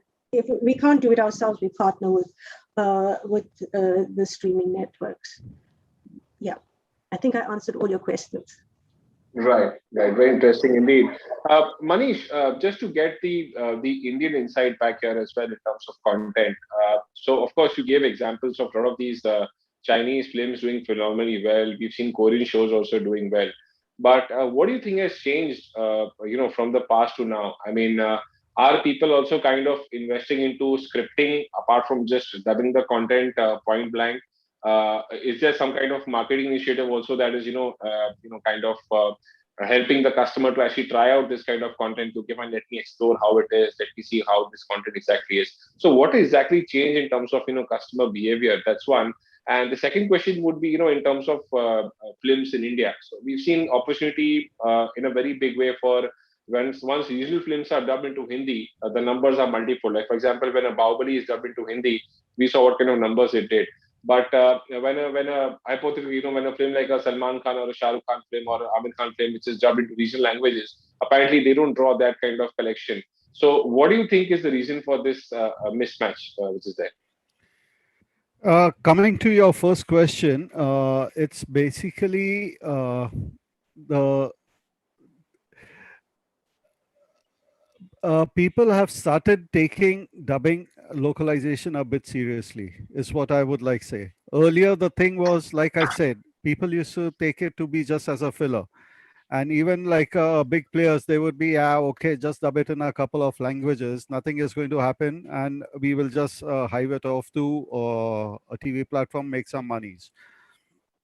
But today, with OTT, it's like everyone has a mobile phone. And when you have like time, it's even if it's a 10-minute break, you would just want to check something over it. And today, even the small clips are like working. Okay, so the localization has to be like really good. Now, if you do not have it as such, and people are concentrating more on the scripts, on the production of it, and it's basically, I would say, like international studios, okay, or the international content. When they want us to localize it, a film would take like 20 to 25 days to dub. Now, in that, we have to sit with the script, read it over and over again, try to match it like perfectly. Then you cannot repeat artists, one voice, one character. And when you are mixing the film, it's like has to blend properly with the music and the effects and the scene. It should not be like a forced voiceover onto a project. Whereas your local channels, they are like, strive for money. They want everything in a quick manner. So what takes 25 days to dub in there, it's like 5 days for these guys. And with lesser budgets, they say, okay, you take one artist, let him do multiple characters. And the audience is very smart. They can just pick up, okay, this is like a repeated voice. So it doesn't work on that front. So you have to take this seriously, do it creatively. People think this is not a creative job. Of course, it is a creative job. The moment you feel that you are not watching a dub film, though it is a dub film, you will realize that this is very well done. And that's what's actually happening with the Korean dubs and the various other programs, which were always there, but local channels picking up it wouldn't work. But with a Netflix or an Amazon or any of those players taking it up, they are working. So you would know the huge difference in there. Now, coming to your second question on to the South Indian films. The problem with India is basically India is a very complex market, and especially South India. The main actors are like, the demigods. They have like dedicated followers, and their content is original. Their screenplay is very good, and those films are a bit loud, over the top. So when you have a good movie, South Indian film, you dub it in Hindi, the Indian audience, Hindi speaking belt accepts it, and they are like a good entertainer.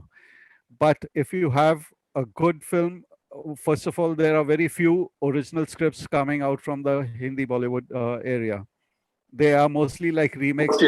Basically, yeah. Yeah, they are mostly remakes of South Indian films. Now we also had an offer to dub a remake of a South Indian film back to those languages, which was like pretty funny. I mean, you're giving them back their original version in the dub form. So that is the basic difference to it. So and if there is an original script by any chance in the Hindi cinema space, like for example, Munna by MBBS, the producers down south, they would prefer to buy the remake rights and make it either with a Rajnikant or one of the Vijay or any of those superstars, where they have a dedicated following, and the films become a bigger hit out there. Whereas if you dub it and just put it across, they do not accept that kind of a version unless it is a Hollywood kind of a film or something larger than life scale. That is what is acceptable. This is the basic drawback between a Tamil dub film to Hindi and a Hindi dub film to the South Indian language. Very interesting indeed. So this was, to study the consumption patterns in terms of content, what is happening in various countries, and how things are being dubbed, and what are the economics there. We just move on to some other topics, basically, in terms of the talent pools, the shooting, and everything put together. I'll just bring back Anna back here. So Anna, I just want to check with you in country like Russia. I mean, how different is the talent pool? Because we've seen this entire wave coming, from shift from TV to OTT. So in terms of talent pool, in terms of creatives, how easy or difficult it is for a TV creative producer to turn into web series? That's one. And secondly, in terms of shoots, exactly, encouraging, the shooting happening into your local country for your local content or, for foreign content. What are the kind of measures the government has taken to encourage that kind of a thing? Okay, thank you. Well, first of all, in terms of talent pool and difference between localization for television and web, at first you need to understand that historically everything broadcast on Russian television is dubbed. It's just a tradition. And at the same time, for the web, a more cheap option is usually selected, which is voiceovers. They're seldom swapped. So people who have been working on dubbing for television for all their life, it is quite an easy thing to shift to localizing content for the web. However, the increased workload sometimes can influence quality, and here is where I would really like to underline that in any localization, the important thing is people who sell their content to a foreign country should really take care for their story to be understood in a right way by a culture, by foreign culture. So basically, you should never underestimate the importance of editors with editors or consultants or directors in the dubbing team who have a cultural background in both cultures, because the aim is to just within the context of the movie or a TV series to educate the viewers of foreign culture, to educate them about the story, the habits, the superstitions, the historical aspects, some cultural specific traits for them to understand the content well enough. And sometimes we go as far as to, when localizing soundtracks, we invite people with background in ethnic musical studies in order to preserve and respect all the original rhythmical and musical aspects, just to respect the original content as much as possible. And that is why I would say it really makes us sorry to see the trend that, for example, content from a third language is localized into Russian or vice versa via English. I understand that it streamlines the process because more talent, more editors and translators are available. However, sometimes it's really not beneficial for the content as well. And similarly, in production and co-production, people with background in both cultures are always important, because be it helping actors with the script or just negotiating the shooting process, we sometimes even go so far as to employ teachers of our language, so basically teachers of Russian as a foreign language. Because even though these people do not have background in movies or in working on television, they are very valuable because they can always communicate some tricky cultural aspects in a way that a foreign person would understand. And for encouragement in co-production, basically, I have to mention two government entities, which are Ministry of Culture and the Cinema Foundation of Russia.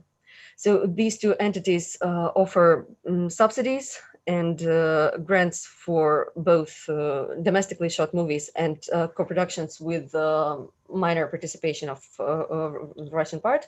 There are always quotas each year, and usually the time when you submit these applications is in August, so it has just ended. And yes, most of the big budget productions are created with assistance of either of these two entities, and usually, yeah, there are some topics which are preferred and which are supported whenever given a choice. But yes, this is the kind of support offered in our country. Right, and how have the OTTs taken that seriously? I mean, have Amazon, Netflix, the world, Disney, have they, invested big amount of money? Have they done these kind of shoots in your country because of the subsidy being attractive? Yes, as far as I know, they have, including Sony was shooting the Chosen 2. As far as I remember it because we were working on set, providing interpreters and cultural consultants for that project. Yes, including the platform movies. Yes, they have been shot in that way. And yeah, I believe that answered the question. Right. Nirvana, what about South Africa? You did mention that the market is in a very premature stage right now, and there's still a big enough opportunity over there. But what about the government initiatives there in terms of shooting? Have they also kind of encouraged a lot of shooting by the foreign players? And which are the key top OTT players in South Africa today? I mean, are there a lot of these local players, or are they global OTTs which rule the charts just like how it is in India? Yeah, so we have South Africa very good at in terms of tax incentives that we've offered for foreign production. So we've had a lot of foreign productions come in to shoot in and around South Africa. I know that since COVID and with South Africa, we've been in lockdown since March 2020. We still work at home. We still, it's a very difficult space. So it's impacted on foreign production. There is, but not as much at the moment. So that, I think it's going to determine how the marketplace is going to work, and will the incentives be enough for foreign producers to come through, because costs have gone up. That's our reality. Costs has just increased. Where's the incentive at the end of the day? In terms of the marketplace, SABC is still the number one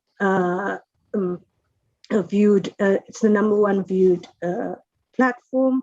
We have an average of you have to see it in the perspective. We just over 52 million people. We have an average of 10 million people viewing our biggest soapy. Then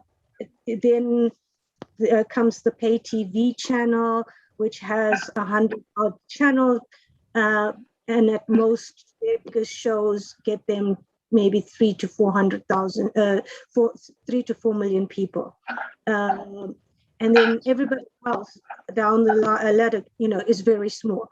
With the introduction of OTT,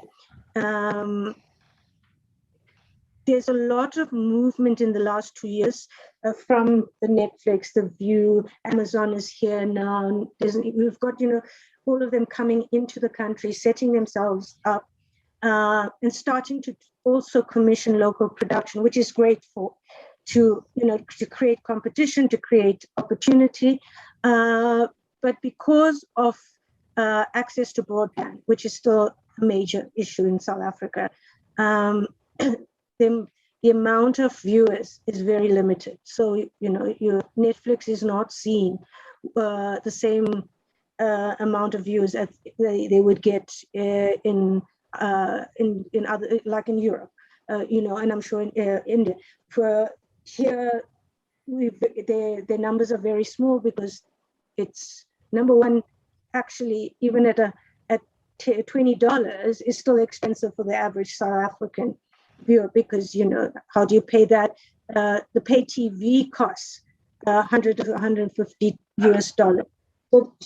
So accessibility from a broadband and from a monetary point of view becomes problematic, and so that's where SABC is able to bridge the gap in terms of content it provides, both local and international content that we provide. But the hope is that over the next 5 to 10 years, we will be a fully fledged digital environment with multiple players in it. Thank you. So the problem with digital content consumption, is it affordability in terms of buying subscription, or is it affordability in terms of the data being very expensive? What exactly is the problem there? It's the data being too expensive. It's just we got fiber 4 years ago. That was 2017. Yeah. So, that's why I say everything that South Africa's been through, we kind of get to a point where we are almost ready and then we're not. So fiber only came to South Africa 2017. They've been, installing it all over the country. You have to think that the average household does not earn enough and lives beneath the poverty line. How are they going to access it? So these are major political, socio-economic factors that impact who watches what and when they watch it and how they on what platform they watch. So yes, there is a growth in access to smartphones, which is great, right? We've got your cheaper brands that come into the marketplace, all of that. But the broadband, the data itself is not becoming cheaper. Right. So at the end of the day, we can create all the outlets, but if the source is not dealt with, and this is part of what the initiative to get government to deal with, how do we make it possible? So yeah. Right. Thanks for that insight. Manish, let me bring you back here. So moving on to this topic in terms of the OTT perspective. We have two types of OTTs. One is the OTT who is basically, in their state. They are the ones who have these homegrown platforms. They know the local audience. They know the local creative people very well, and they make content. On the other hand, we've got global OTT giants who are coming, who are making global content across the world, and who come into these localized markets, hire the creative people, and make content. So I just wanted to get your perspective, since you are a dubbing studio and you are like agnostic, you basically dub for global OTTs and the small OTT apps as well.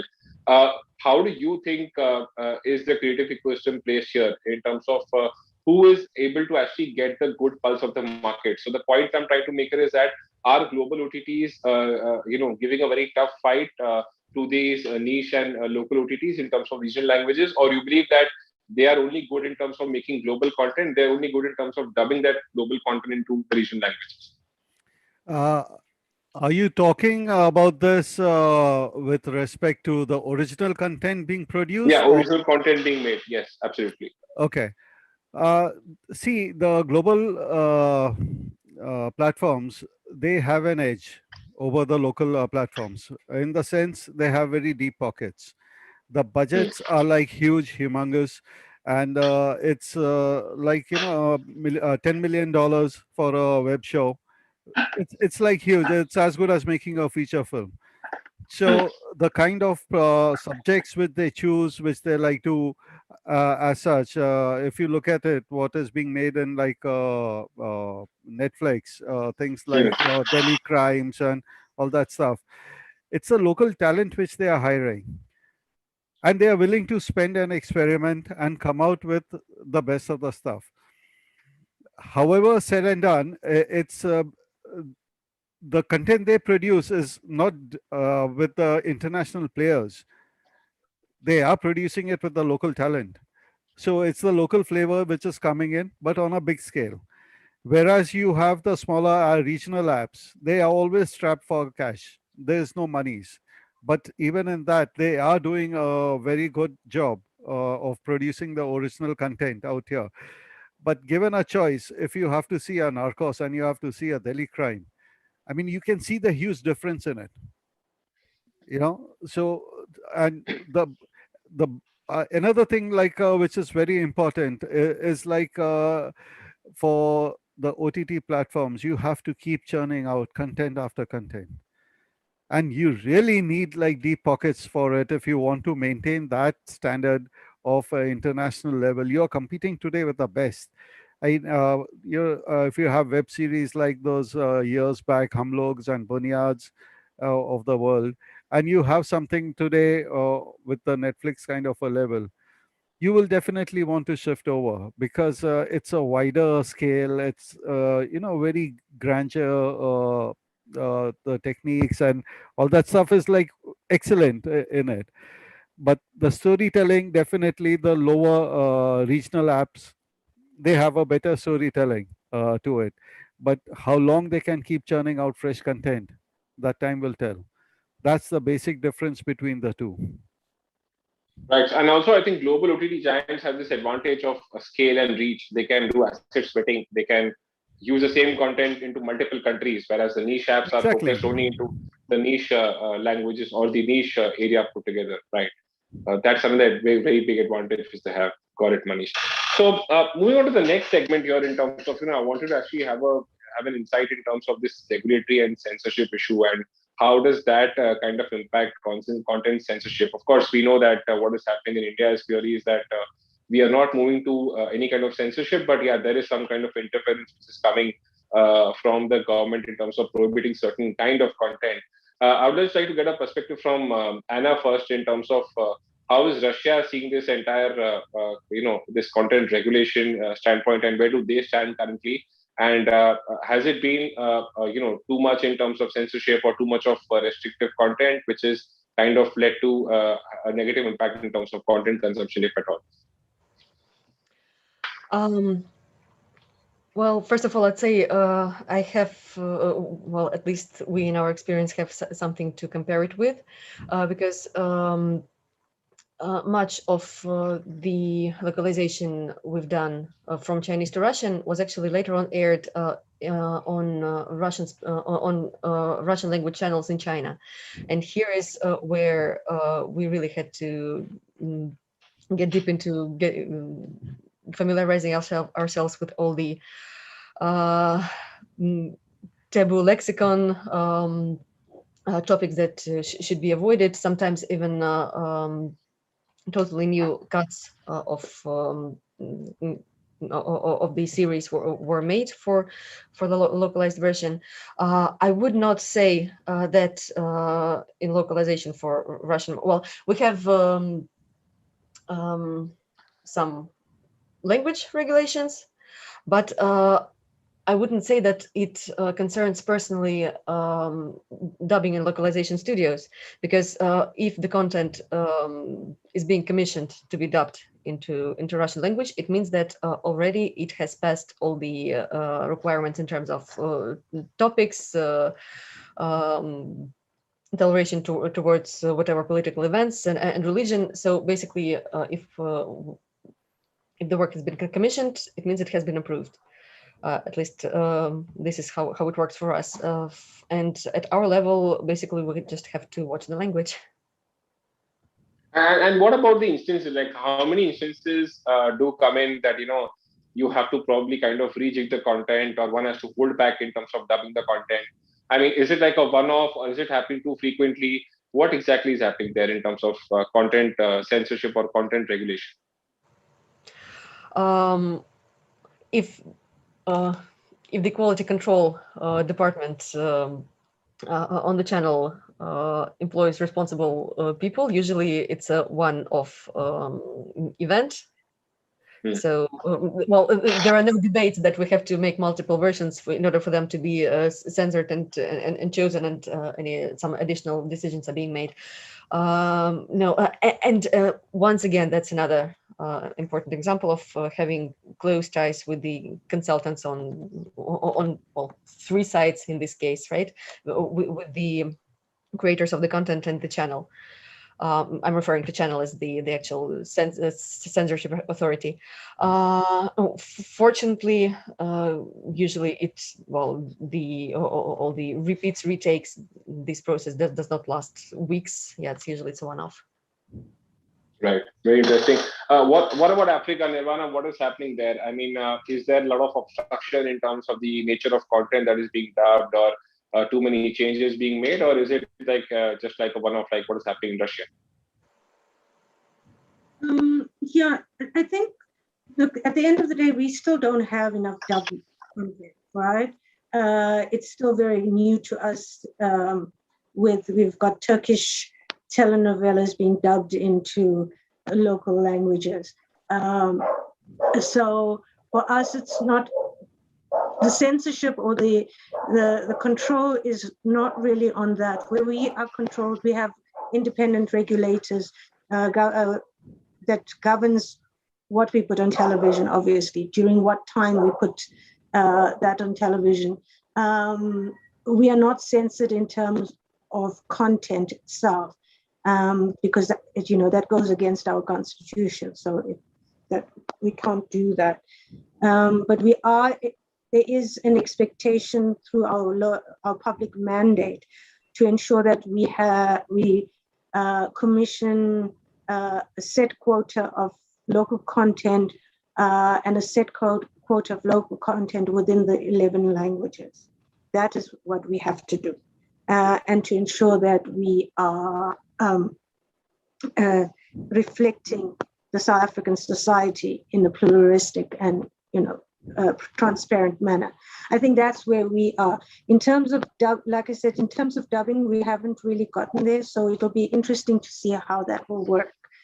And for I know one of the issues that Netflix has, Netflix Africa has with African and African content and South African content is around cultural issues,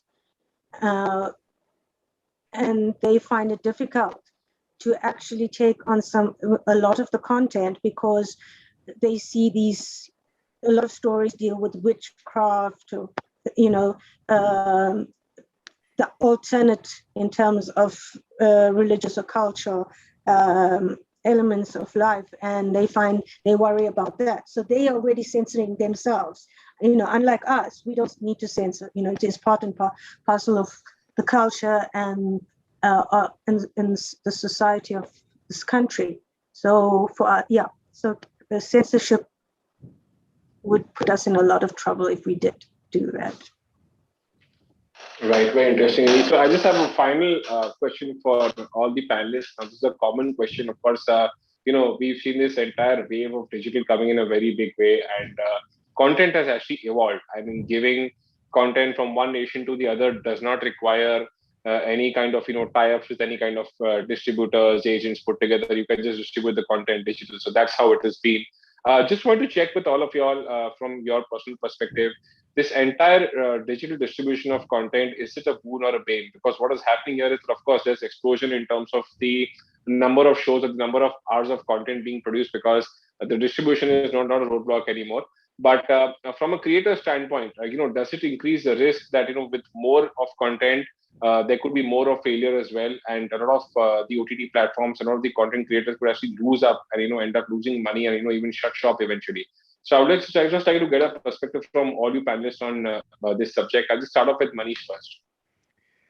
Yeah, it is a boom as well as it's a bane, I would like to say. I mean, it's you have seen during the COVID times where the the OTT platforms, they just rush to pick up the movies, and some of them they have paid like huge amounts, and hundreds of crores have been like burnt because the recovery is like just not there. Let's understand one thing. There is no business which is bad, but if it is done in a controlled way, if you create content and acquire content within your limits, reasonable limits, you can always be making money. But if you think you can throw monies and create whatever and just corner the whole market, you cannot ever do that. The reality is basically theaters will never go away. For your feature films, your 50 to 60% revenue is from the theaters. Balance 40 to 50% will be from your OTT and your TV. And for a scenario like the COVID times, of course, it was a big boom and a savior for various producers. Otherwise, the films would have been lying around in the cans just for the next 2 years, but they could have a release.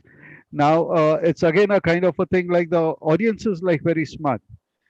You just can't give them anything and you expect them to keep watching.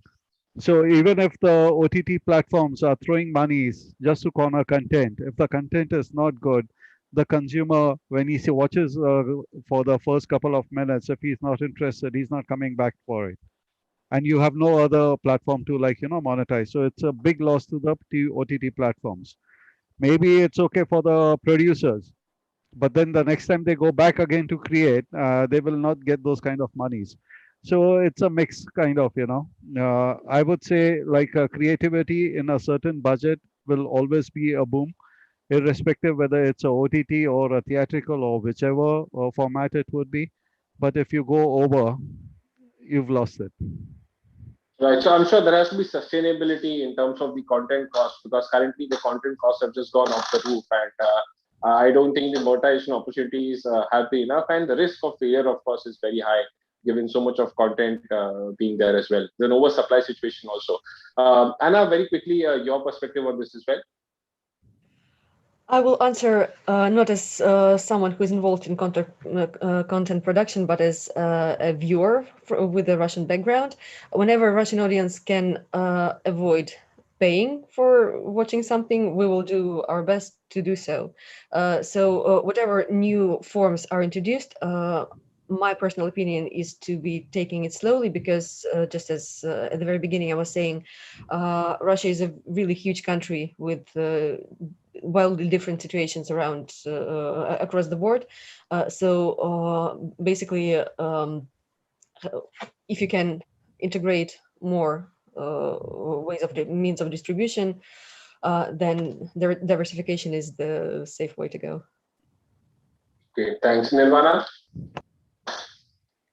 Yeah, I think just like as Manisha said, for us, we're not a film-centered country. We are a television-centered country.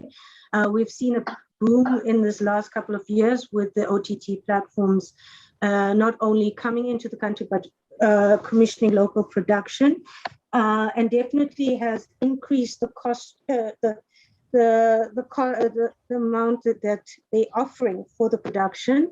However, I think that at some point it has to level out, because at the end of the day, there is only so much money, and there's only so much money you can make out of this content.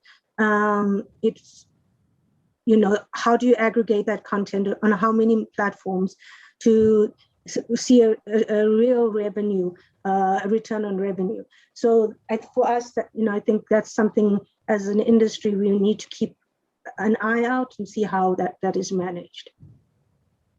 Great. So I think my personal take on that is also very similar to what the panelists have indicated. That I think, eventually I think the sense will prevail. We are right now in an era wherein everything is exploding in terms of consumption. I think once we reach some kind of saturation point in terms of, the number of users and in terms of the consumption time spent on OTT, I think there will be consolidation. And once the consolidation happens, the content cost will come to more for realistic level as compared to today, wherein they've literally gone off the roof globally for various stratas of content. So I'll just quickly, summarize, what all we got from our panel today. So firstly, there's a huge opportunity there in terms of content dubbing. This is just the beginning right now. I think Africa market has a lot of concerns, right, from affordability for subscribing to platforms, even to higher data prices, everything put together. So there are concerns there in terms of scale and growth.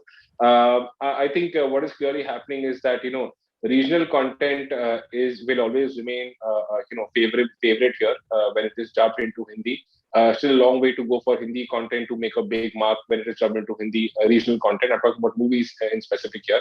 I think global OTT companies have a bigger edge here versus the local OTTs because of reach, scale, budgets, everything put together. And I think that edge will remain for a longer time. And in terms of censorship, I think, as pointed out, Russia, there are too many issues, but Africa still remains to be a market wherein there are kind of issues in terms of censorship, of content, which is kind of impacting consumption patterns there. Once again, I'd like to thank you all for taking your time out. Special thanks to all the panelists. I would like to thank MIB, FICCI, and FTI for giving us the opportunity to present our views on this subject. Thank you very much, and please take care and stay safe. Thank you, Karan. Thank you, everyone.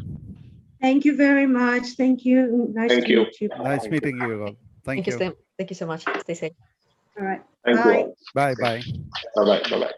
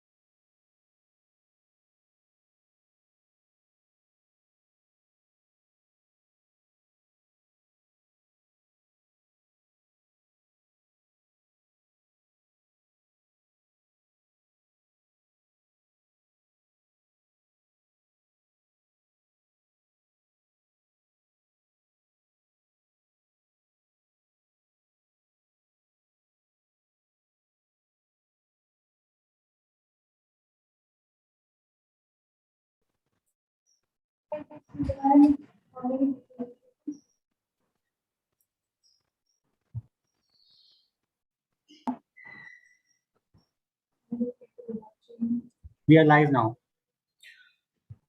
Okay, so we're beginning this session on technological collaboration for pre-production, post-production, and VFX, organized by FICCI. We have today a panel of experts in production and post-production from all over the world. Let me introduce the panel to you first. We have Diana Yao, who's a post-production supervisor, Alexander Gorokov, who's a production, post and VFX specialist from CGF Studios in Russia. Anant Rungta, who's the managing director of Famous Studios. The name is Famous Studios, and it is a famous studio, so it's Famous Studios. We have Arman Yahin from Main Road Post. He's the CEO and founder and co-founder. That's in Russia. We have Biren Ghosh, who's been the country head of Technicolor India for many years now, and a leading expert in post-production here in India. Pablo Bioni, who's a researcher, VFX supervisor, head of innovation for visual effects in Brazil. So this is the panel we have today to discuss this situation that we currently are in. We're not only discussing the pandemic, we're not discussing that. We're discussing what has changed for us. We're discussing what will change permanently and what will probably get back to normal. Although based on the panel that we have here and the experiences that everybody is having in different parts of the world, we currently don't know how long this is going to be. So we're kind of, I don't know, we are in the end of season 1 maybe, and we're beginning season 2, or in some countries they've already finished season 2 and they're in season 3, and in some countries they are still in season 1. So it's different in different parts of the world. So to start with, I'll just like the participants to kind of give us a sense of what's the work you do and what the work your organization does and in your environment. So I'd like to start alphabetically if it's okay with everybody. So let's start with Diana. Is Diana around? I don't think Diana Yao has joined. So let's let's continue with Alexander. Alexander, can you just give us a sense of what your company does and what you do?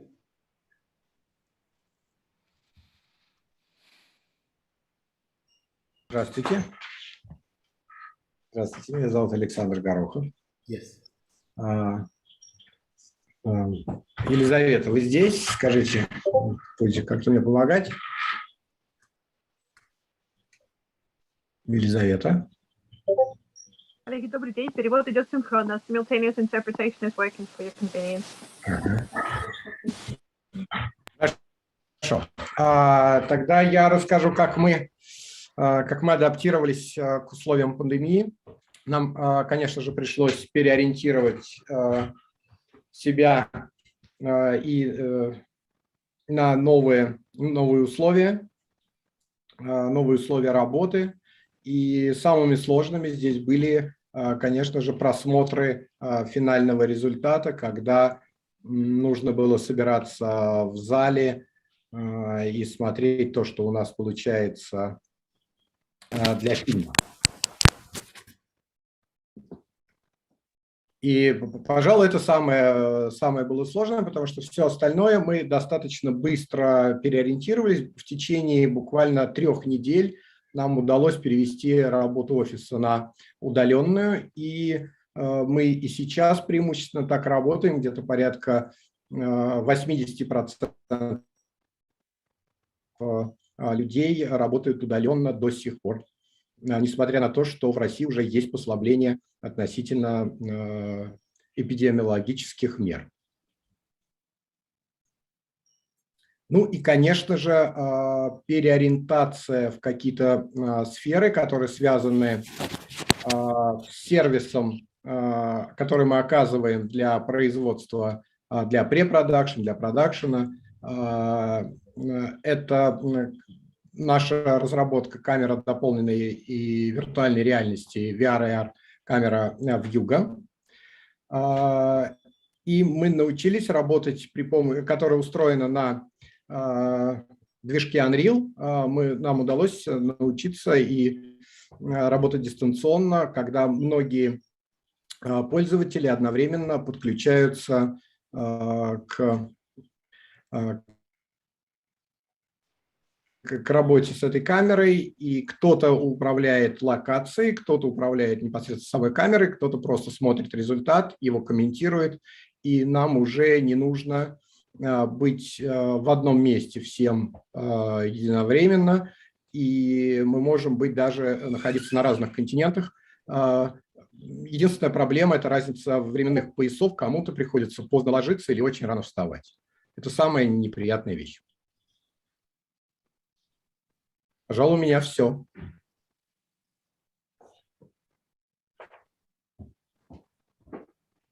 Okay, thank you. Next is Anant Rungta. Anant, can you just give us a brief about your company and what kind of work you do? So hello all, and thank you, Vicky, for organizing this and inviting me over for this amazing first talk. So Famous Studios has been around. In fact, 2021, we are celebrating our 75th year in the industry.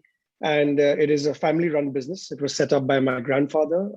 I am the third generation that is now taking over the business. Our business is providing creative solutions, and under that we have pre-production, production, and post-production services to almost every vertical of media entertainment. Historically, we have been a studio that has worked primarily with advertising agencies to work on TV commercials. But in the last 2 years, we ourselves have become producers. We recently released a film on the Disney Plus channel a couple of months back. And a lot of the big OTT platforms, such as Netflix, Disney Plus, Amazon, are now trusting our capability in Dolby Atmos, Dolby Vision deliverables, and also localization services. This is our current setup. And as we move forward, we have a team in our visual effects division. We have around 150 people that work in our VFX facility. And we have dedicated one studio space in our facility to develop a team for virtual production. So Unreal Engine is a very integral part of what we do now, along with green screen as well as LED capabilities. Thank you. Thanks, Anant. Arman, next. You're next. Hey, dear friends and colleagues, great to meet you, everyone. And it's a big pleasure to participate in this event, and it's super interesting for me to meet you all. And we working, I think, from the 2006. This year we will be 15 years in our company, and we focused before the last year. We mostly focused on the feature films and the TV series.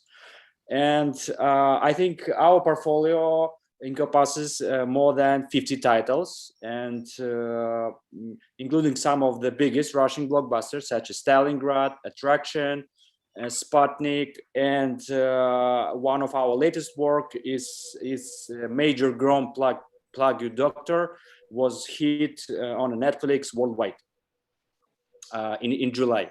And we also not so many times as we wanted, but we participated in a few international projects, such Wanted, Timur Bekmambetov's, and the Alexander Gorokhov's company CGF was participated too.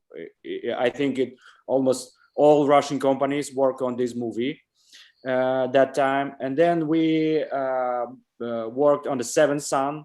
And our big international project was Warriors of Future. It's a huge sci-fi blockbuster from Hong Kong. It's still not out yet, and we are waiting for it.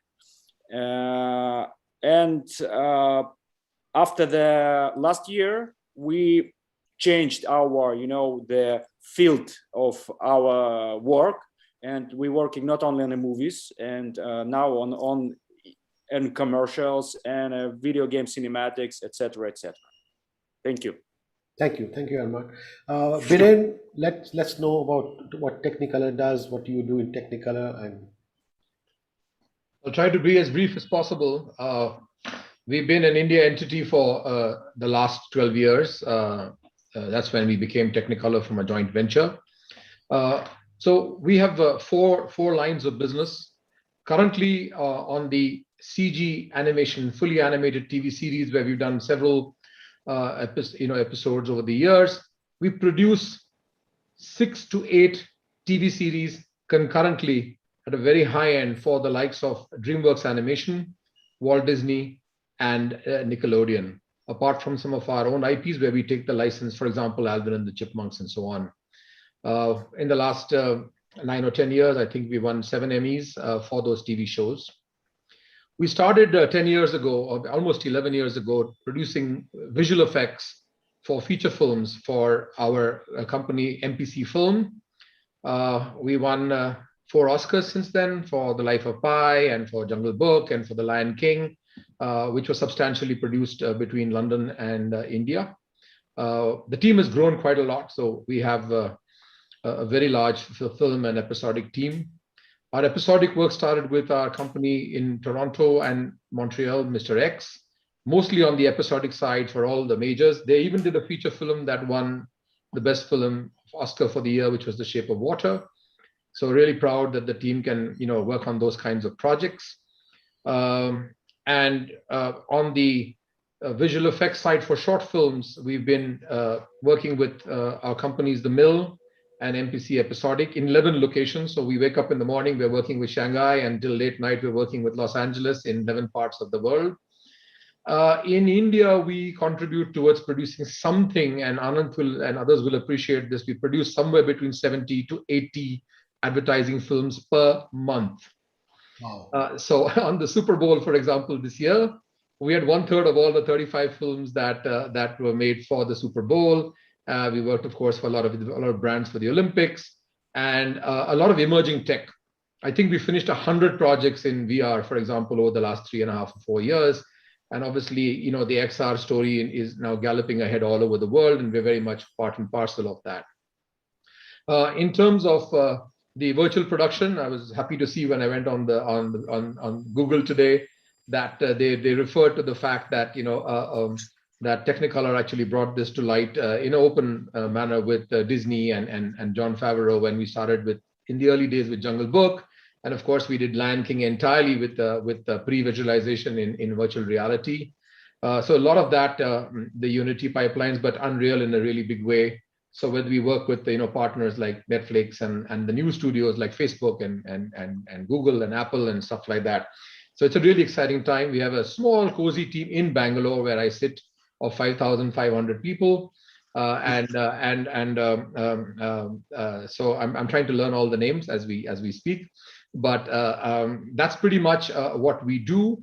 We started doing mostly, on the CG animation. We've always done full episodes, like right from script, that comes to us with voices and layouts, and we've done that all the way to the final composite. On feature films, we have, I think, the world's largest asset and the world's largest compositing team for high-end features, all here. And of course, many other things like, we're starting to do a lot of complicated stuff like fur and hair and groom and all of that stuff. And I think our specialty is creatures and water, because as everyone in this would appreciate, that takes some doing. Yeah. And so through the 2 Pirates of the Caribbean and Life of Pi and the Harry Potters, and I mean, hopefully you don't know that the water is not water, and that's really what we try to aim for in the work that we do. And that's as brief an introduction as I can make. Thank you so much, Neil. Okay. Really happy to be here on FICCI's platform. I've been part of every one of FICCI frames for many, many years. Part of what they used to call a media and committee, and then we became the AVGC committee, and we're old friends. So glad to be here. Yeah, glad to have you, sir. Pablo, give us a sense of what you've been busy with. So thank you. Impressive presentation for all you guys. So first, I'd like to thank you for this invitation. I feel very honored to be part of this conversation with so many talented people. And as a computer engineer, I started my career on oil and gas industry. And I realized that every computational effort to see oil wells solved in numerous entertainment computer graphics problems. And this was the reason I started to move this kind of approach for the one that's much more close to VFX. So I was able to participate and create the research and develop team at TV Global. which is the biggest South America broadcast company. So it's curious because Global also do the production of his own content, but also broadcast them. In terms of huge numbers, we do produce about 35 hours of content per day, plus live content per day, plus up to 4 to 5 productions at the same time, like telenovelas, for example. So we produce a lot of things. But the thing that distinguishes us is because we are using that kind of knowledge to produce fast, cheap, and quality, cinema quality. So we try to literally accelerate movie technology to TV that is not much common. Right now, I'm head of new technology and future content. We deal with a lot of things, so high-end computational systems, acquisition, for example, volumetric capture, all part of mocaps, all part of real-time. We are bringing all post-production to real-time, accelerating this. And the main thing that I'm focused right now is the future of content and accelerate the future of how people are going to consume content, because I do believe that experience is the future of the content. So the company has become a media tech right now. So we release a global play platform that is much like a VOD. And this is the platform that we're trying to evolve and bring digital products. And this means that I have a lot of job to do in the company right now. So this is a brief history about myself and the company. Thank you. Okay. Thank you everyone for that wonderful and brief introduction to what you've been doing. So let's jump into the first thing that I would like to address to everyone is that when the events of last year first unfolded, roughly in the February-March 2020 timeframe, how was it like? What kind of work were you busy with at that point in time? And did you get any kind of time to prepare for the eventualities that happened, or was it sudden? And so just give us a sense of what kind of disruptions you went through when the first wave struck. So again, we can start with Alexander. Да, спасибо. Первая волна. Все произошло, конечно же, внезапно. Таким вещам невозможно подготовиться. И инженеры компании, им выпала огромная нагрузка для того, чтобы организовать дистанционную работу. Мы занимались фильмом, мы должны были выпустить его осенью 2020 года. Фильм «Конек-горбунок», в международном прокате имеет другое название. И мы опоздали, нам потребовалось дополнительные 3 месяца работы. Но фильм нам удалось закончить его на хорошем творческом уровне и показать его уже в феврале этого года. И огромная пауза, возникшая с отсутствием съемок. Многие съемки были отменены или не начаты. Причем съемки не только в России, но и в Китае, и в Америке. И мы переключились на рекламу. Мы переключились на рекламу, потому что те небольшие группы, которые разрешали собирать, позволили нам поддерживать наш и технический, и творческий уровень на нужном качестве.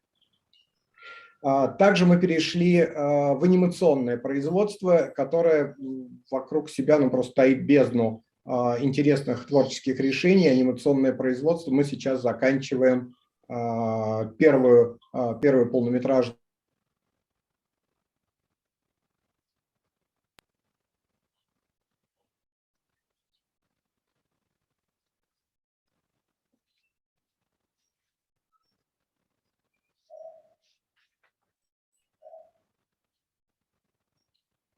Neil, are you there?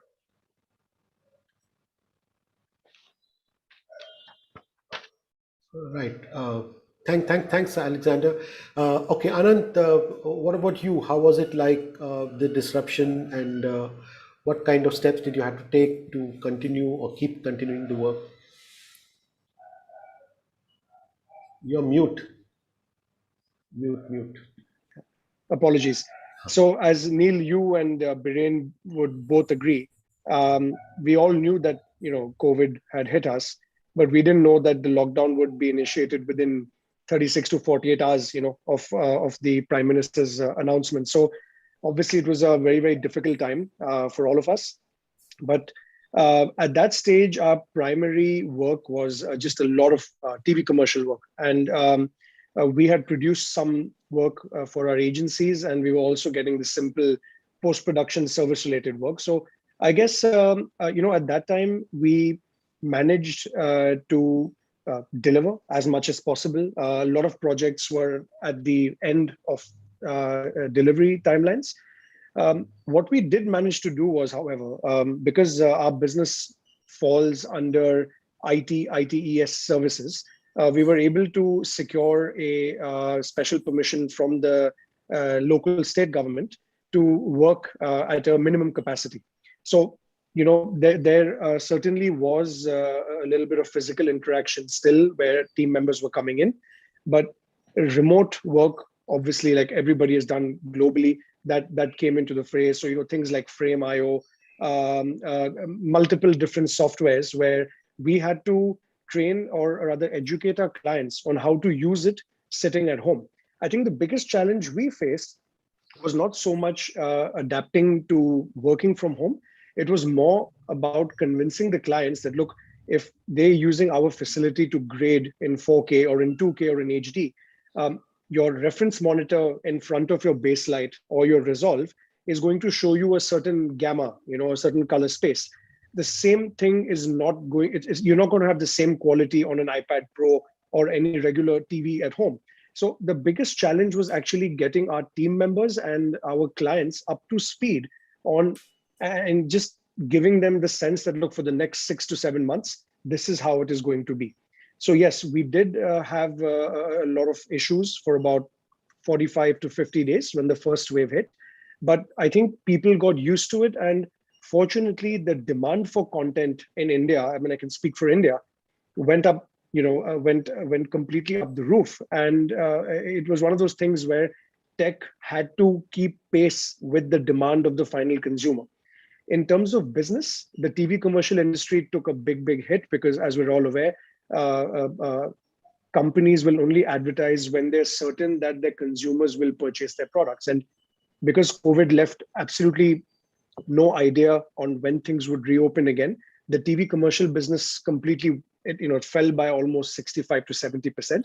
But what we were already in the process of installing and implementing, as I mentioned before, was a full-scale Dolby Atmos and Vision facility. And we had secured a license from Netflix as a preferred post partner. So we started working hard on convincing the OTT guys, the long format guys, to come in and start using our facility. It took about 45 to 50 days, but then things normalized. And then we know what happened in the second wave was even worse. But I would say the second wave, it came and it went in a similar period, 30 to 40 days. And now, I'm happy to say, and we're very grateful to all our stakeholders that we're now pretty much 100% full capacity with various different verticals of the industry. Thanks. Arman, what was your experience like in this period, the beginning of this period? It wasn't, how to say, it wasn't anything according to plan, because we have very bad situation at that moment, because we almost finished two big projects for us. It was a movie called Cosmoball and a Sputnik, and like in 2 months before, we finished another one called Invasion, and we faced the situation when nothing starts, because we are focused on the movie and we are pretty big in Russia, like 100 plus people company. And it was very crazy for us because we didn't knew what to do, and we like in a commercial market, nobody knows us, like the some visual effects company whatsoever. And we moved remotely, I think pretty fast. It was like 4 or 5 days. And I believe it's because we are we structured not as usual visual effects company. We are like decentralized management and self-managing teams. We have self-managing teams. So it was like 4 or 5 days when we moved to home, and we started working at home. And it was biggest hit because our our organization style is based on communication. There's a lot of communication, a lot of information synchronization between the people, and we have a lot of I think a few months to get used to the Zoom meetings, to to this new way of working. And it was pretty tough. And last year we lost a lot of money. But we tried to go to the to the commercial market, and we started to work in commercial market, and we started working on the like some sort of visual, I don't know, installations for the museums, some web series, TV web series, everything. We tried to work on everything. We tried to keep our team and not to fire anyone. And it was very tough. But it was very funny because, at that moment, I think we became some sort of a startup again, because we lost almost everything, and it was crazy times, and we just go into the new fields of everything that we have very big experience in the visual effects, and very good experience on, like to solving uncertain tasks, and it was interesting. It was super scary, but it was interesting. And now we're pretty fine because in Russia the movie business like raising again. And after the sitting remotely like for the 1 year, almost all companies was work remotely. We moved back. And now, I think maybe the 75% of our company working at the office. And I think the most,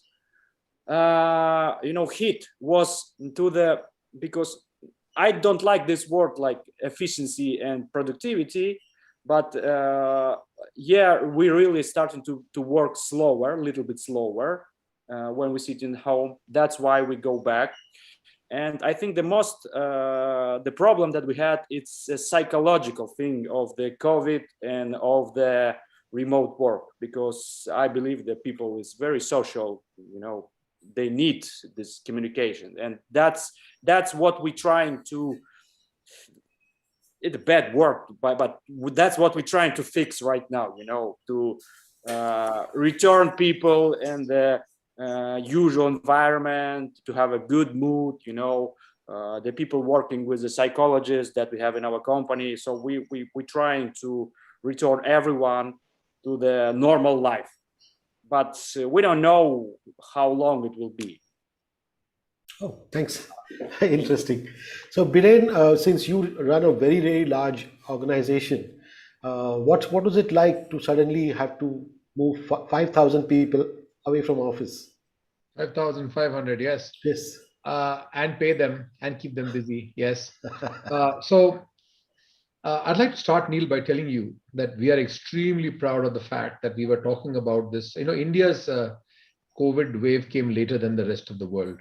Yeah. So many of our partners, clients, and companies had already been in the throes of that first wave. I'm also very proud to tell you that prioritizing health and safety, we closed all of our studios 1 day before the lockdown in India. We locked down before the country locked down, which means that we thought that we will make everything possible in whatever way that it should happen. around the world, across the different entities that we have, I think there were 12, 13, 14 different work from home solutions that were being innovated at that time. And because we work here, as I told you, in the different compartments, we followed different companies in work from home solutions. So it is complicated, as you mentioned, to the fact that we have to deliver 1 million man hours of work in a month. Yes. And if it gets hit even by 10 or 15 or 20%, that's a lot of slack in the system. So it was an effort to do that. I'm happy to tell you that as far as the CG animation is concerned, I think within a matter of a couple of weeks, we were like up to full capacity. And through the entire pandemic, we have continued to work with our amazing clients who obviously took care of the initial bumps and were happy to work with us. We're really thankful to the fact that after all the security protocols and the audits that we have in the studio, suddenly everybody was working in a computer from home. So it makes us think as to whether all of that investment that we are supposed to do worldwide in security is really something we should look at when we all come back, because, touch wood, there must be 50,000, 60,000 people in India that have been working from home, right? And it's fairly incident free. So big tribute to the artists there. We've obviously had also a lot of reinventing to do, because as was said earlier on the call, right, by Arman and others, that we are in an interactive business. People stand over your shoulder and they help you to kind of figure out how you're creating a model or how you're creating a piece of animation. And suddenly all this is being done remotely. So yes, I mean, I think there must have been a 5, 7, 10% slow down in the kind of way that things move back and forth. But I think the work ethic of our team is so high, they just made sure that they finished the same work per day that they would have. Probably in the beginning, they worked much harder. But when you work at home, there are less coffee breaks, less cigarette breaks, less walks downstairs, and so on and so forth. So it kind of adds up in the end, and it's been quite tough. I think in terms of the work that we did, we're very proud of the fact that there was a lot of overhang, right? Because when it stops on one fine day, we do 8 feature films in visual effects. We're working on 8 long form episodic shows in animation. We're working on 6 shows or 7 shows, which are VFX episodic. So there's a lot of stuff already in the pipeline that's being delivered, and that carried us through the 2 or 3, 4 months.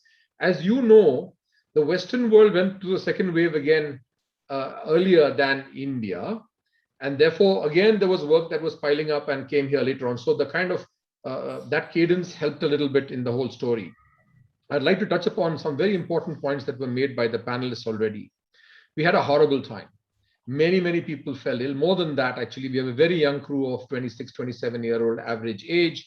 Many of them parents and grandparents. They went back to look after family because that was the need of the hour. It was prioritized over that. We accumulated a lot of advanced leave, as we call it. We gave people advanced leave, so they're making up for it in the next 3, 6, 9, 12, 15 months, because that was the right thing to do. We did a global raising of funds through our entire network of colleagues and clients, and we, for every dollar or rupee that we raised, we matched that amount of money, and we gave literally crores of rupees to funds that were NGOs. I think that was a very, very good moment of team bonding. I think it was talked about the fact that physically people were not okay, but mentally there's been a lot of anguish, and I think artists need to have the flow to make sure that their creativity quotient is high, and that was very important for us to manage. So that was something that we did by creating third parties that they could actually go to and access help for themselves to get them into the right mind space. And I think Arman talked about the fact that efficiency and productivity should not be bad words. We treat them as good words, because we wouldn't exist if we didn't deliver our clients' work on time in the way that we do that. We are, at the end of the day, to Pablo's point, a big data company, right? We have high performance computing, and having 6 data centers right in our facility only in Bangalore is a lot of work. The render power is huge. We're the only company. We have the biggest IT companies, like the biggest India's largest IT companies in the same park as us. We're the only people who have a higher electricity bill than a rental bill, because that's the amount of juice that the computers take up. So this is an industry that's not well understood outside, but those are some of the things that I'd like to just bring to the table in terms of the fact that we actually came back very, very quickly. And the most important thing is I don't know any country in the world that had a second wave as quickly and as dramatically and as horribly as India. And because we were already working for almost 8 or 9 months before, actually through the entire second wave, we went through relatively calmly. I think excepting for 5 to 9 days where there was, obviously mayhem. But other than that, it went through. That's a great testimony again to the team spirit. I mean, our visual effects and animation, I keep saying it's a team sport. It's not about individuals. It's a team sport, right? And I think that is highly appreciated around the globe. I think we made a mark for it. Neil, before we finish, I'd like to propose something that all of us can do together at the end. So I'll come back. Okay, sure. So Pablo, how about you? What kind of things did you experience in this period? You're mute.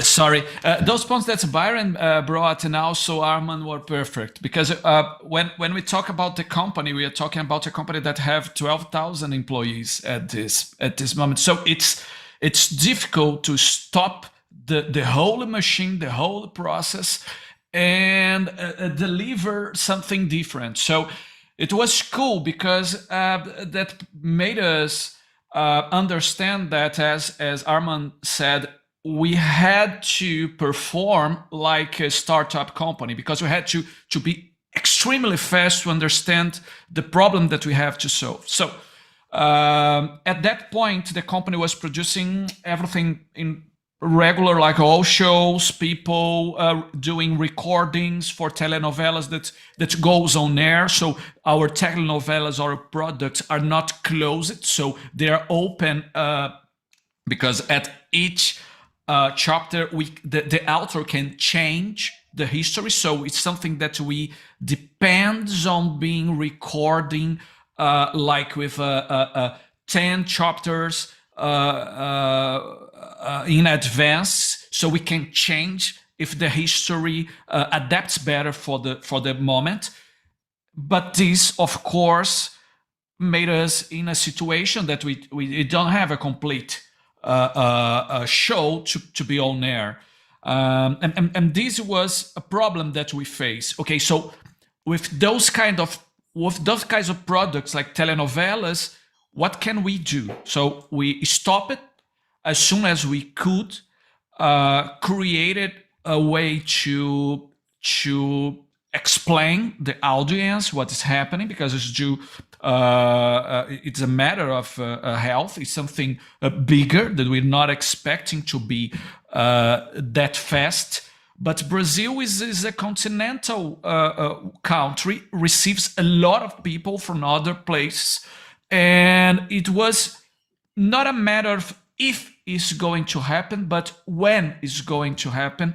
And at that point, what Byron brought us was the same. We stopped it before, and then was extremely important that we have our team predicting the future of content, that it's based on virtual stuff. So how can we provide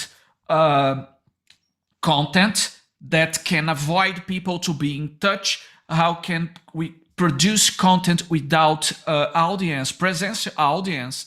And this was extremely demanding for our team, because some of our solutions that were for visual production, that were in test, we had to put this in production. So the test was in production, and it was succeed pretty well. We are very happy to do that kind of thing, but we had to solve some problems that in Brazil we had a scene, for example, when a couple has that wonderful moment when they kiss and they can't kiss. And what the solution to solve that kind of thing? So we have a motion control cranes.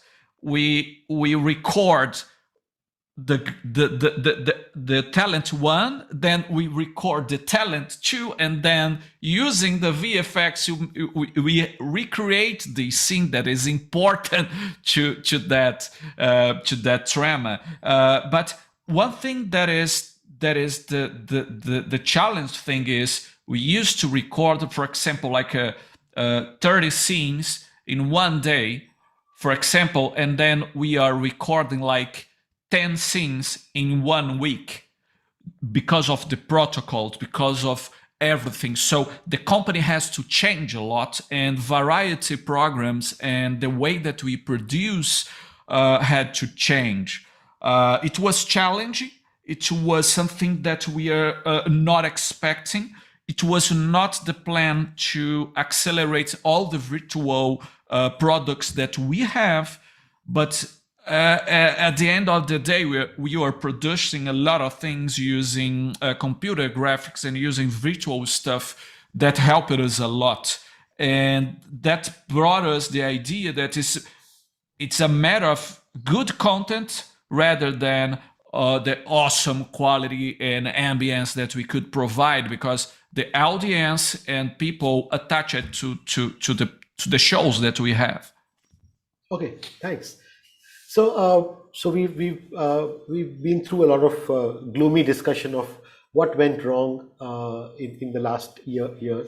I just want to kind of brighten that up with some amount of hopeful future prediction kind of thing. Like the work that I do here in India in the Indian film industry is basically providing workflow solutions, workflow fixes to common post-production situations as well as production situations. So when the pandemic hit us, I was in the middle of about 5 feature film shoots which had to restructure themselves, and we were working on a couple of Netflix shows which were in post-production, and they were working out of actual post-production studios. So we had to move a large amount of data around. And so, for example, we discovered that it's actually not so hard to move people back home to edit a show. So we moved things home, and we found that although movement was completely stopped between people, food delivery was allowed. So we figured out that we could send hard disk through food delivery, and we could send 20 terabytes of data from one side of the city to the other in 5 minutes. So because of the roads were all empty and the food delivery was the only people out there, so we engaged the food delivery system to just shunt our hard drives. Even big raids went in food delivery. Okay, they went in delivery boxes. They went so we could send even 60 terabytes over 35 kilometers in 20 minutes. No, there is no internet system that can transfer the data at that speed. So I'd like to understand from you, based on the challenges that we've seen in the last year and a half, what are the good things that you figured out? What are the things that you think we will continue with? Okay, so like I discovered this delivery thing. So Alexander, is there something that was a good positive discovery and which will help you in collaborating and doing technical collaboration going forward? Да, спасибо. Конечно. Самое ужасное, что мой ответ на предыдущий вопрос прервался плохой связью, и у меня вывалился интернет. Поэтому, видимо, мое выступление нужно было бы передать через курьера. Мы больше времени стали тратить на препродакшн. Наша разработка камера виртуальной дополненной реальности Вьюга помогает нам в этом, и мы стали больше времени тратить до выхода на площадку. Мы стали моделировать, очень точно воссоздавать декорации, даже ландшафты, не путешествуя или отправляя очень малые группы, и развитие технологий, такие как сканирование местности или сканирование объектов, и потом воссоздание их пока в лоу-поле и в малом разрешении, и освоение этой площадки дает очень хорошие результаты. Мы стали лучше планировать рабочее время на съемочной площадке, потому что от нас требуется сокращение и оптимизация количества съемочных дней, чтобы не подвергать риску группы или сокращать количество людей на съемочной площадке. Вот, пожалуй, такая положительная тенденция, более тщательная подготовка с развитием инструмента, который помогает в этой оптимизации. И вот это я хотел бы отметить. Thanks. Виртуализация производства. Yeah. So I think that's an interesting take on it, that this has taught us to be better prepared, better planned in what we do. So Anant, in your sphere of activity, what did you think, what did you discover that was something that came out of this adversity but will help you go going forward, which you won't change now? Well, to be honest, I would like to just give three good learnings from the experience of COVID. The first was definitely the human angle.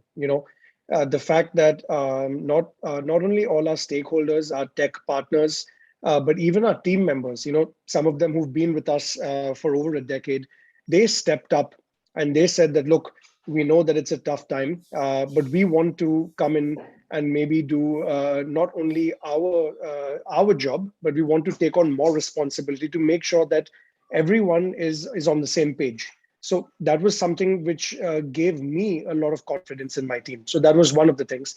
The second thing is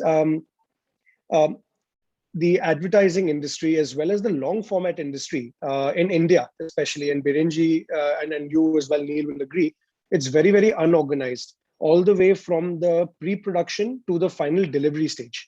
What has happened now, because a content requirement and demand has been so high, we've had no choice, or our partners and our clients have had no choice but to straighten their act and start following certain protocols, in terms of delivering hard disks or, uploading content on platforms like Charles Aspera, etc., and making sure that everything, all the processes are moving in a very organized way.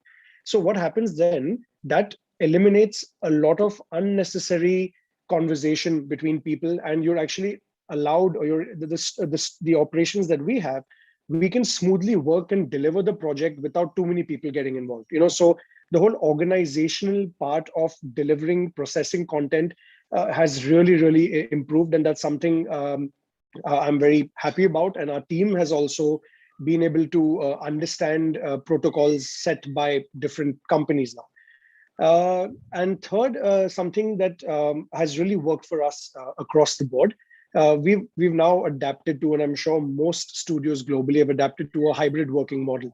So what happens with us is, where TV commercials is concerned, Biren would know that a lot of advertising agencies are also based out of Bangalore, for example.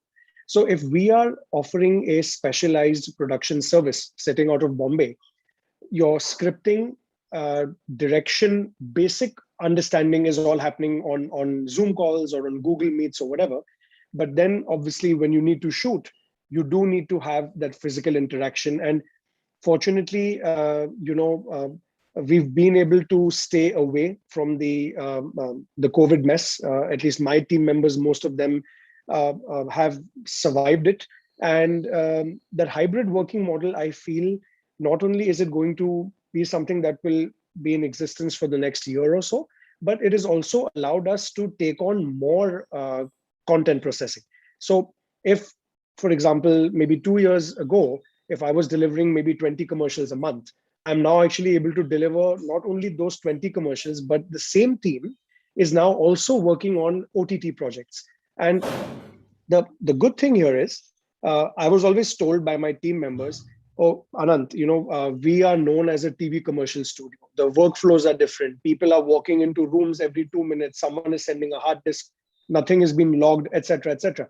But I put this challenge up to them, and I said that, look, guys, it's very important that we start providing every single vertical the post service. End of the day, a Baselight or a VFX machine or a Flame Premium is going to deliver content for TVCs as well as for long format. It's the same technology. So